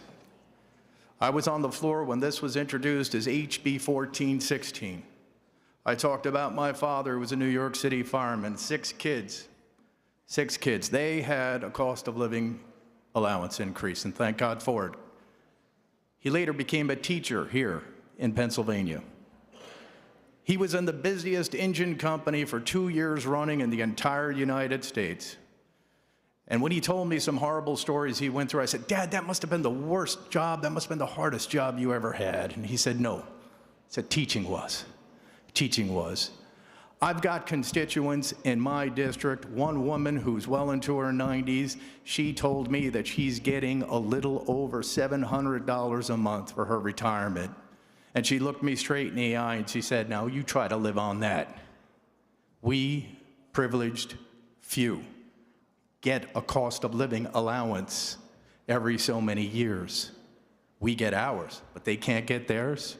We can do better. 60,000 Pennsylvanians, yes, sir. They deserve better. We have it within our hands to do better for our nurses, for our first responders, for our teachers, for those who made the world we're in today through their public service. Thank you, Mr. Speaker.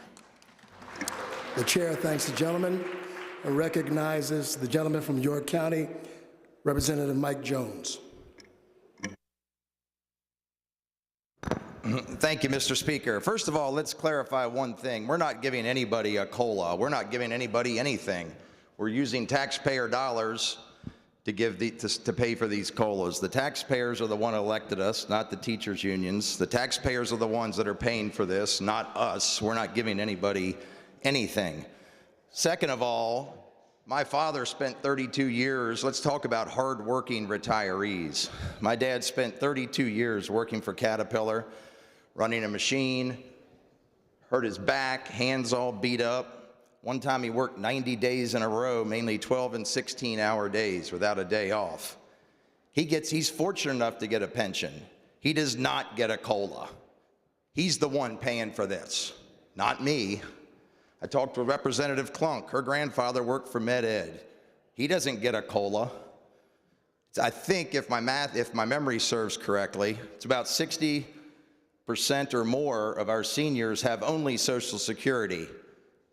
They're the ones paying for this. They're the ones giving a COLA, not us.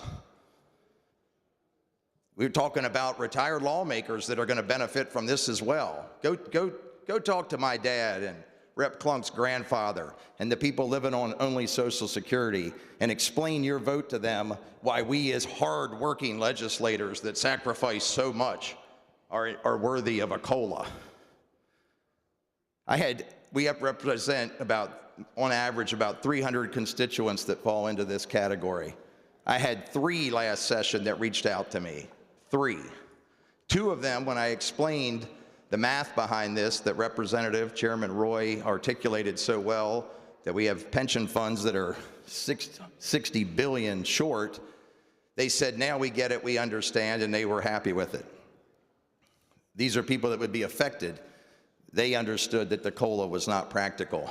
The third gentleman, which was a tough conversation, I said, "I'll tell you what, you go knock on the doors of a few of your neighbors who don't receive a pension or who don't receive COLAs, and you tell them with a straight face that for some reason you as a teacher deserves a COLA that my father and Kate's grandfather and so many other retirees don't get.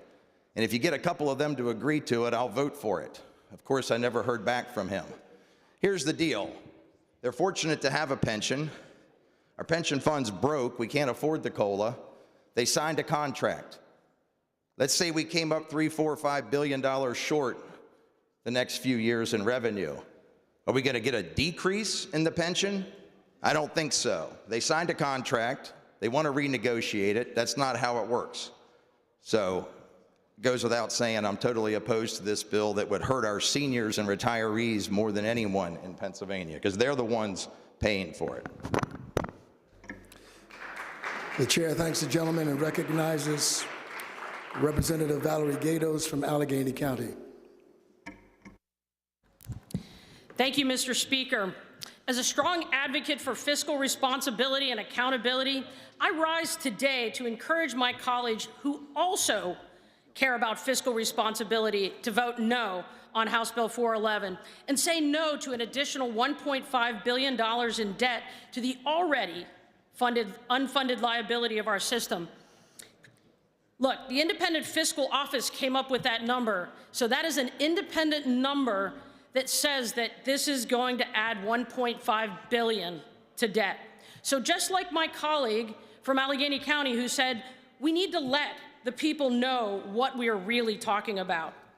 The definition of unfunded liability is debt obligations that do not have sufficient funds set aside to pay for them. That's right. A yes vote means voting to spend money when you know there is no money set aside.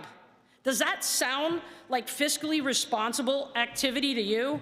It certainly doesn't to me, and it does not sound that way to my constituents. Taxpayers deserve to know the truth. And as I implore upon the leadership who is running this bill, they need to tell people the truth. The unfunded liability of the public school retirement system and the state employees retirement system already stands at a staggering $60 billion. That's right, billion with a B. And House Bill 411 is proposing to increase that debt by nearly $1.5 billion. While I understand and share the desire to support our dedicated retired teachers and state employees, I cannot support a plan to add more debt to the people of the Commonwealth without having funds to pay for them. It is unfair to us, and it's more unfair to our children and our grandchildren. I repeat that unfunded liabilities mean that there are no existing or projected money to cover it. So additional debt will mean they'll have significant impacts on the general economic health of our Commonwealth and, of course, our taxpayers. So that's $60 billion more than is already, to add what's already owed, or excuse me, it's $60 billion more than there is money to pay for this. So I also want to point out that House Bill 411, coincidentally, 411 in police code means a stolen vehicle or an explosion or a call the coroner. An explosion of debt that's going to be strapped on the backs of working class families who will inevitably pick up the tab for higher taxes, which are already escalating out of control. Yeah, it's a stolen vehicle, and yeah, call the coroner, because voting yes on this bill would authorize more spending and jeopardize the health of the Commonwealth. Mr. Speaker, I cannot, in good conscience, support a plan to spend money we don't have without a plan to find out where it's coming from. So those of you who are voting yes, be honest with your constituents and just tell them you are voting for a tax increase. I made a promise to my constituents and the people of this Commonwealth to vote for fiscal responsibility, and a no vote does exactly that. The bottom line is that there must be a clear, stable, and responsible source of funding before we can continue to increase this spending. Look, you can go ahead and put political ads against me, but I am not going to be intimidated. I am not going to be intimidated in bankrupting our state into. The gentlelady will suspend.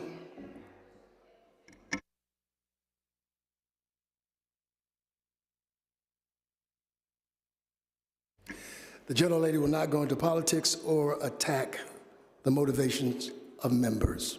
You may continue. I apologize, Mr. Speaker.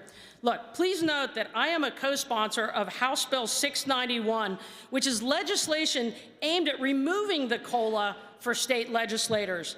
Yeah, it's time that we as elected officials lead by example and live by the same fiscal standards that we expect our citizens to live by. So why won't the leadership bring up that bill, which, by the way, House Bill 691 has all Republican sponsors?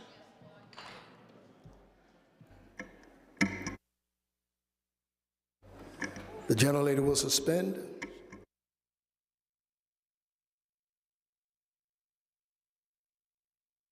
You will restrict your remarks to House Bill 411. This is the final warning. I apologize, Mr. Speaker. Look, supporting our retired teachers and state employees is paramount. However, this bill in its current form does not reflect the responsible fiscal approach that our taxpayers deserve. I urge my colleagues to vote no on House Bill 411 and beg our leadership will consider a more sustainable solution, one that would ensure that our citizens are not sunk into further long-term debt and a tax increase necessary. Thank you, Mr. Speaker.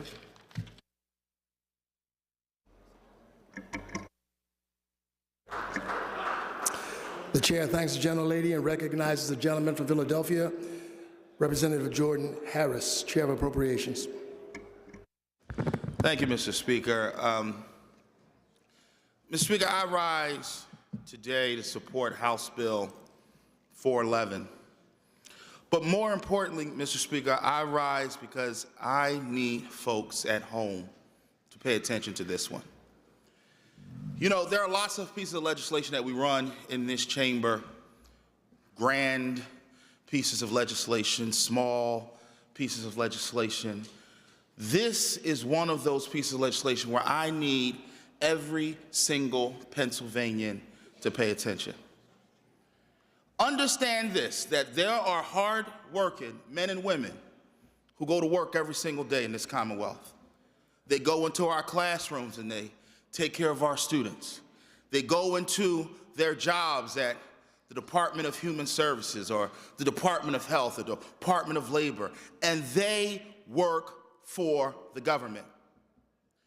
Mr. Speaker, far too often we like to demagogue and demonize those men and women who provide a service to this Commonwealth. They forego working in the private sector. They forego increased salaries because they believe in the work that they do every single day. Mr. Speaker, people have talked about our children and our grandchildren. Well, I think it is interesting that you talk about our children and our grandchildren, but you don't want to pay the teachers that taught our children and our grandchildren. Mr. Speaker, today we are talking about people where the average age are about 81, 82 years old between these two institutions, our teachers and our state workers. We're talking about the grandmother who's worried about paying for her medication. We're talking about the grandfather worried about paying for his light bill. They see the increase in cost, but they don't see the increase in their pension. You know, Mr. Speaker, we sold them on a dream. We sold them on a dream that if they just gave a little to their community, if they worked in their schools, if they worked for their government, that when they retired, they would have something to sustain their life. But now, Mr. Speaker, we are trying to take that away from them. We are trying to not provide them with what is necessary for them to have a means to live. And here's the other thing. Here's what we'll do. Instead of giving to them, we will try to take from others. Mr. Speaker, I am tired of the rhetoric that pensions are bad. No, Mr. Speaker. We shouldn't be asking or taking away pensions. We should be giving more people pensions. You know why? We should be giving more people pensions because more people deserve to know that in their older age that they will have a sustaining wage to take care of themselves. Mr. Speaker, look at the stock market. Look at how many people have lost 20 and 30 and 40% in their 401k just this week alone. So what we should be doing is ensuring that more people who dedicate their life to public service, that they're taken care of by that same public. So everybody sitting at home, all of our teachers, I want you to pay attention to this. Folks are going to come to your school, and they're going to come to the marching band, they're going to come to the football game, they're going to wave, and they're going to shake the hands, and they're going to tell you how much they care about education. I want you to watch this vote. People are going to come all around and talk about government workers and how important government workers are. Well, to the people in Pennsylvania, I want you to watch this vote. Because you can talk about how you feel about people, But in this chamber, it's not the talk that matters, it's the vote that matters. In this chamber, it's not what you say, but it's what you do that matters. And in just a few seconds, you're going to have the chance to see what people do and not what they say. I think it was James Baldwin that said, "I can't believe what you say, because I see what you do." Mr. Speaker, I'm going to show them. I'm going to show them what I got. And I'm going to put up a yes vote for House Bill 411. Mr. Speaker, let's see how many other people join us by standing up for the teachers and all of the state workers in the Commonwealth of Pennsylvania who have given their life to public service. Everybody in Pennsylvania watching, it's not about what they say, but it's definitely about what they're about to do. Thank you, Mr. Speaker.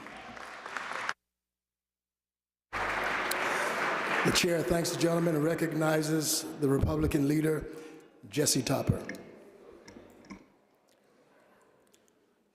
Thank you, Mr. Speaker. For all the people watching at home, I sometimes think we have an overinflated idea how many people are watching PCN right now.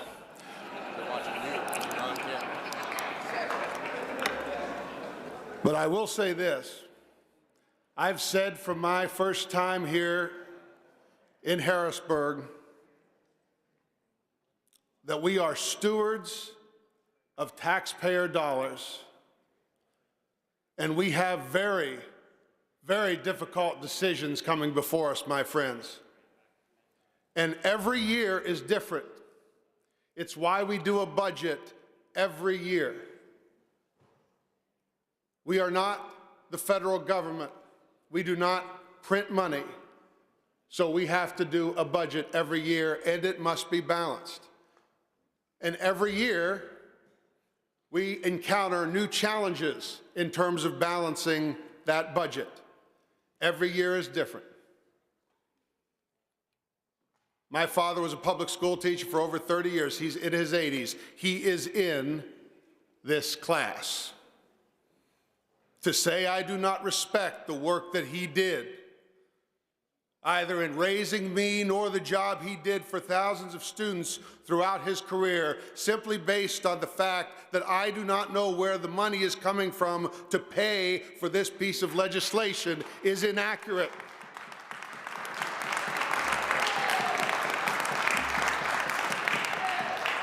This is a budget bill. This is something that we must work on when we see the big picture of the budget. Governor Shapiro did not present this in his budget proposal. So this has not been something that has been brought forth except in this piece of legislation at this point in time, in this moment. We have not identified, we have amendments that would have done that yesterday, we have not identified how it will be paid for, and until we do that, I am a no. Thank you, Mr. Speaker. The chair thanks the gentleman. Agreeable to the provisions of the Constitution, the yeas and nays will now be taken. Members will proceed to vote.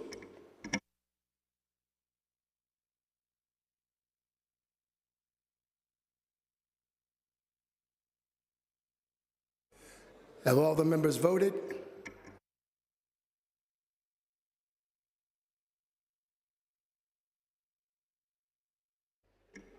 Have all the members voted?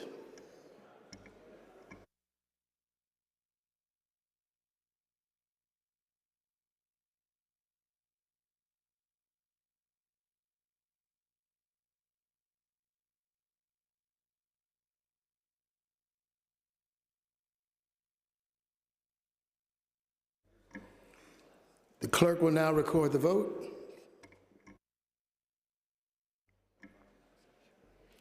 On final passage of the bill, the yeas are 131, and the noes are 72.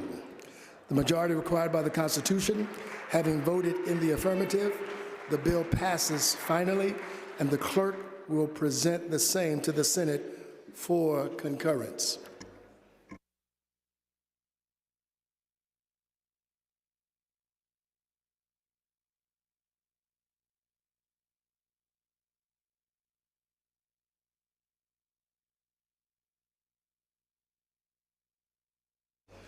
The chair recognizes the majority leader who calls up House Bill 764, printer's number 0788, on page 1 of the supplemental calendar B. Will the House agree to the bill? Agreed to. The clerk will read the title and a brief description of the bill. This bill establishes the Pennsylvania Fresh Food Financing Initiative.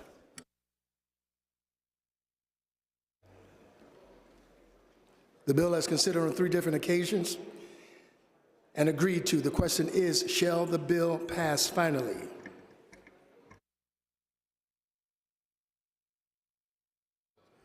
Agreeable to the provisions of the Constitution, the yeas and nays will now be taken. Members will proceed to vote.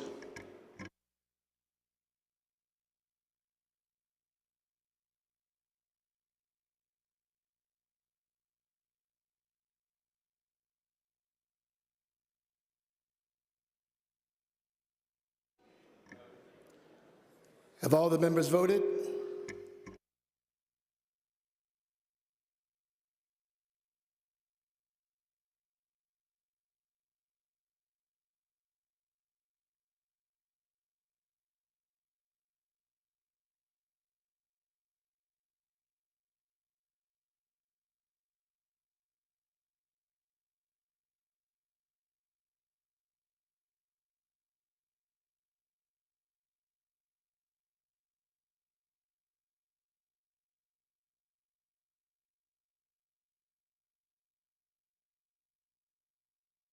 Clerk will record the vote on final passage of the bill. The yeas are 112, the nays are 91.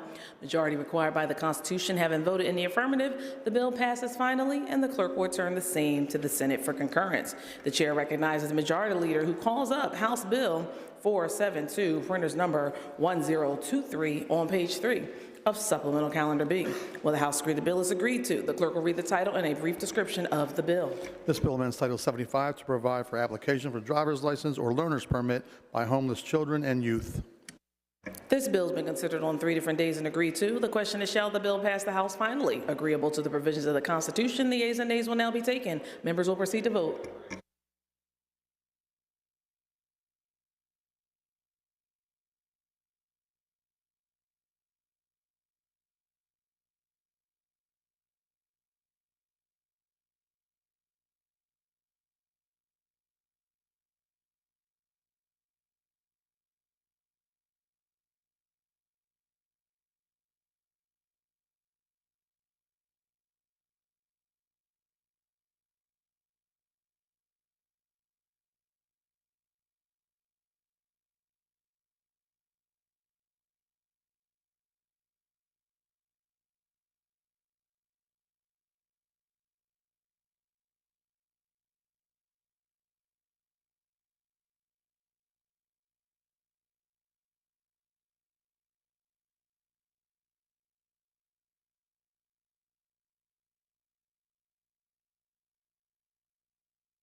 Have all the members voted? Have all the members voted? Clerk will record the vote on final passage of the bill.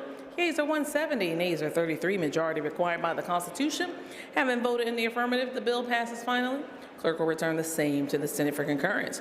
Chair recognizes Majority Leader who calls up House Bill 640, printer's number 0650, on page 2 of supplemental calendar B. Will the House agree the bill is agreed to? The clerk will read the title and a brief description of the bill. This bill provides for powers and duties. This bill's been considered on 3 different days and agreed to. The question is, shall the bill pass the House finally? On that question, the chair recognizes the good gentleman from Chester County, maker of the bill, Representative Williams. Madam Speaker, thank you so much. This bill updates DDAP's annual reporting to give the General Assembly a consolidated view of the actions and expenditures. It improves coordination and targeted resource allocation in our fight against emerging drug threats and the ongoing opioid overdose epidemic. I'd ask the members for an affirmative vote. Thank you, Madam Speaker. Chair thanks the gentleman. On that question, the chair recognizes the gentleman from Carbon, Representative Heffley. Thank you, Madam Speaker. I rise to support House Bill 640. This bill, as stated, will expand reporting requirements for the Department of Drug and Alcohol Programs and increase transparency. House Bill 640 passed unanimously out of committee. And last session passed unanimously on the floor. I'd like to thank the chair, good chairman, a gentleman from Chester County, for introducing 640 and encourage my colleagues to support this. Thank you. Chair thanks the gentleman. Agreeable to the provisions of the Constitution, the yeas and nays will now be taken. Members will proceed to vote.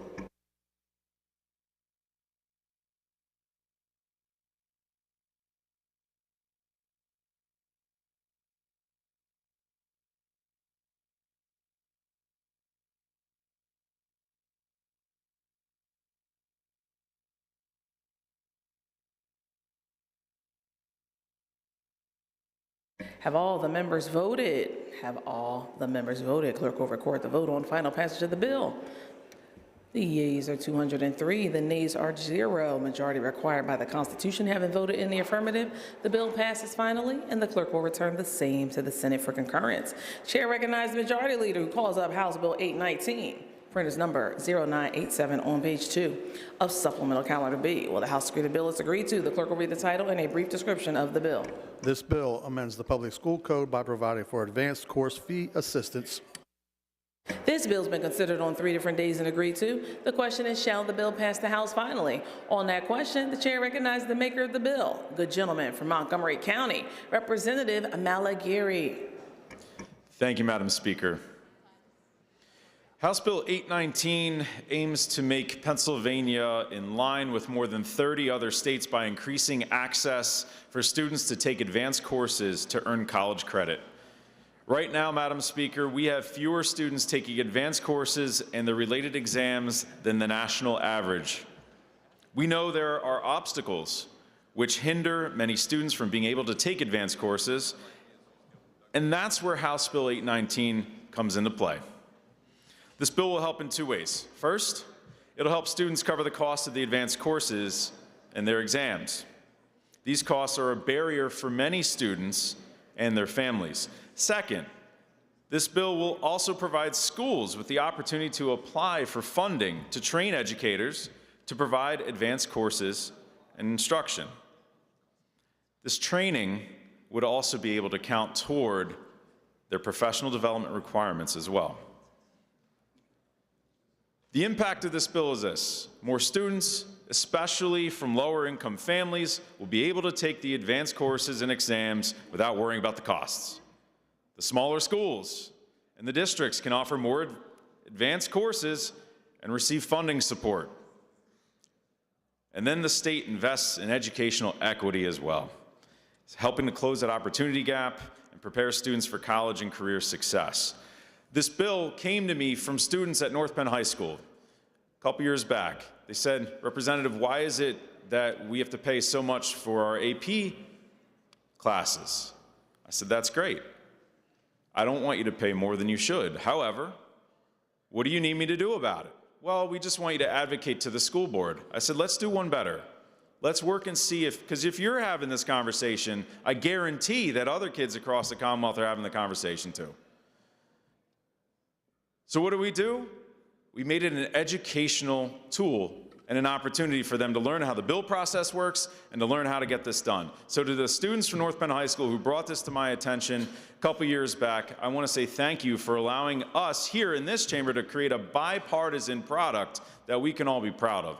I ask for an affirmative vote on this, Madam Speaker. Every student deserves to have the opportunity to get the best educational experience. So I urge all my colleagues for a yes vote. Thank you, Madam Speaker. Chair thanks the maker of the bill on that question. Chair recognizes the gentleman from York, Representative Anderson. Thank you, Madam Speaker. I would agree that students do deserve an equal shot to take these tests. For clarification, the course does not cost anything. We're just talking about the tests themselves. I stand in opposition to Bill 819 because it requires taxpayers to subsidize a private entity that is able, yet unwilling, to fulfill their charitable mission to serve the public good. The College Board's most profitable products are the AP exams. Although the College Board enjoys nonprofit status, according to many universities, mainstream media outlets, and financial watchdog groups, the College Board operates as a for-profit corporation at the expense of Pennsylvania's students and families. As an AP teacher for nearly 20 years, I can affirm that the $99 fee per AP test is a financial burden for many students. The College Board promotes their own generosity by giving low-income students a $37 discount on tests. However, the College Board admittedly expects the taxpayers via HB 819 to reimburse them for the $37 before any money actually goes to the low-income students. According to studies from Columbia University and Tufts University, the College Board should be classified as a monopoly. The College Board controls 90 to 95% of the college admission subject-specific testing market, which allows them to raise test fees at will. And as reported by the New York Times, the College Board should be held responsible for violating both antitrust and price-fixing laws. A class action suit on behalf of students was just filed against the College Board in October of 2024. According to their own 990 filings, the College Board brings in approximately $1 billion in revenue. 90 million of those dollars are pure profit. As of 2023, the last available 990 information, the College Board has $1.7 billion in net assets, to include hundreds of millions of dollars in offshore tax havens. Although the College Board promotes itself as a means for students to earn college credits, students are often denied these credits because it is solely up to the individual college or university to accept the test results. Only 20 to 30% of Pennsylvania AP test takers will get credit from the University of Pittsburgh and the Pennsylvania State University and can expect to have those denied.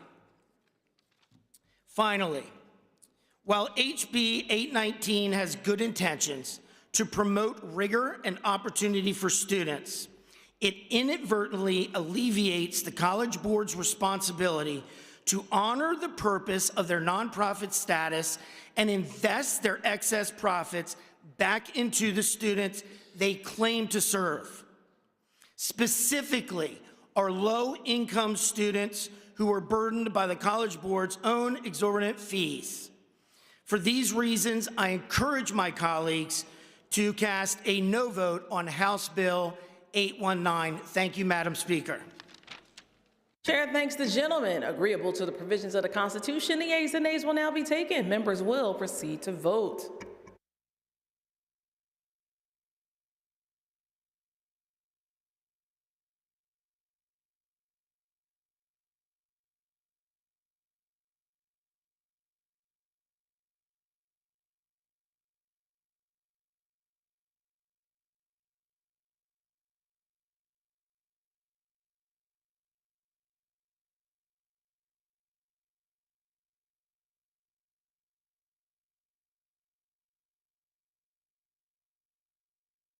Have all the members voted? Have all the members voted?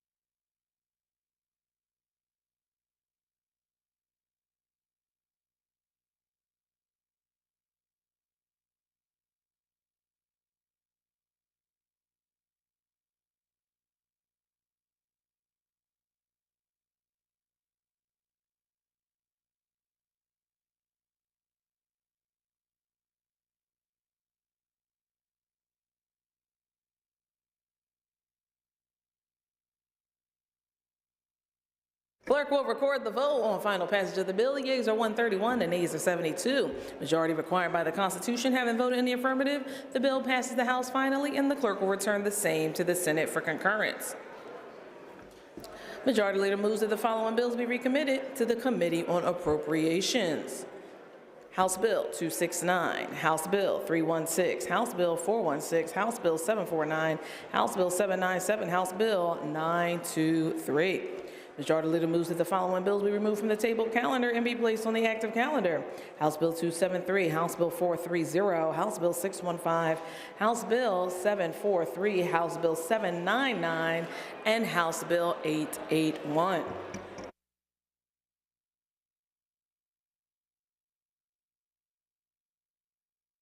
Colleagues, if I can have your attention, the good gentleman from Bucks County has great news to share. Colleagues, can I please have your attention? Representative Stats. Thank you, Madam Speaker. Madam Speaker, I rise to announce that our family has been blessed with a new addition. My son Dylan and his wife Julia brought Sawyer Thomas Stats into this world on March 27th, weighing in at 10 pounds, 3 ounces and 24 inches long.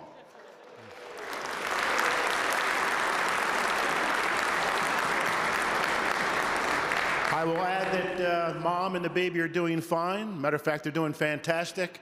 And Sawyer, welcome. Pop loves you. Welcome to the world, Sawyer. We've got a green uniform waiting for you in a few years.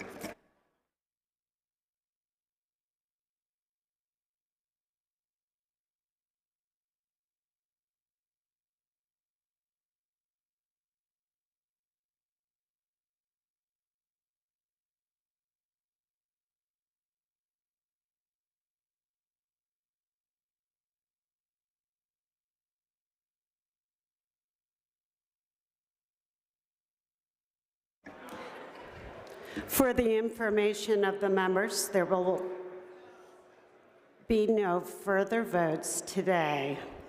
Pursuant to Rule 17, the chair recognizes the representative from Philadelphia County, Representative Hohenstein, to address the House regarding the anniversary of President Abraham Lincoln's death. Thank you, Chair. Abraham Lincoln, in 271 words, said more than most of us say in a lifetime. So you're not here to hear my words. I'm just going to get into his words.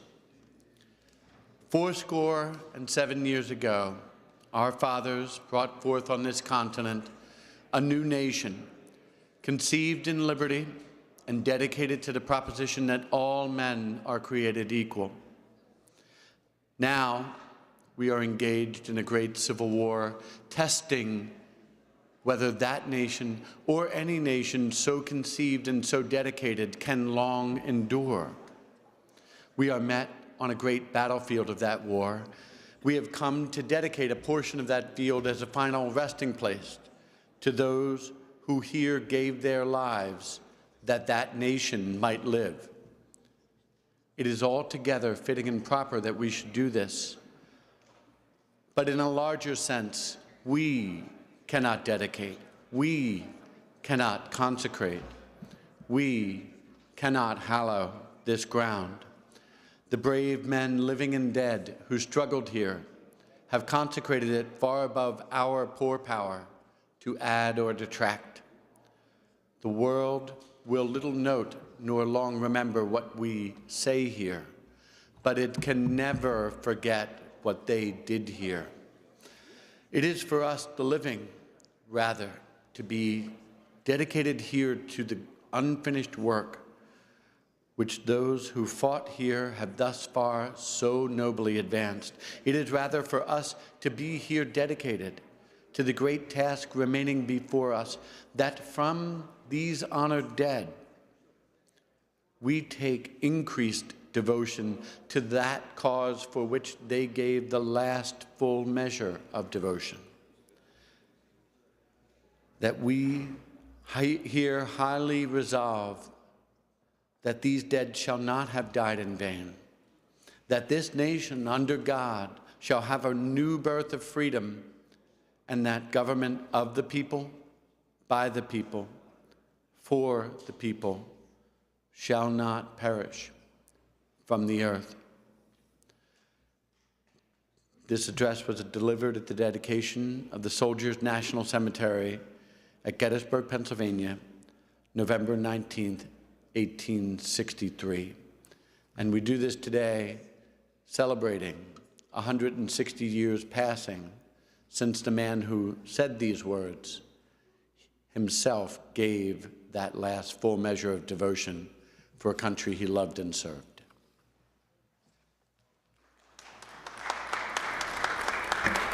The chair thanks the gentleman. The chair is in receipt of a motion by the gentleman, Representative Khan, that the House is now adjourned until Tuesday, April 22nd, 2025 at 12 noon unless sooner recalled by the Speaker. The question is on the motion. Those in favor say aye. Those in favor oppose no. The ayes have it, and the House stands adjourned until Tuesday, April 22nd, 2025 at 12 noon unless sooner recalled by the Speaker.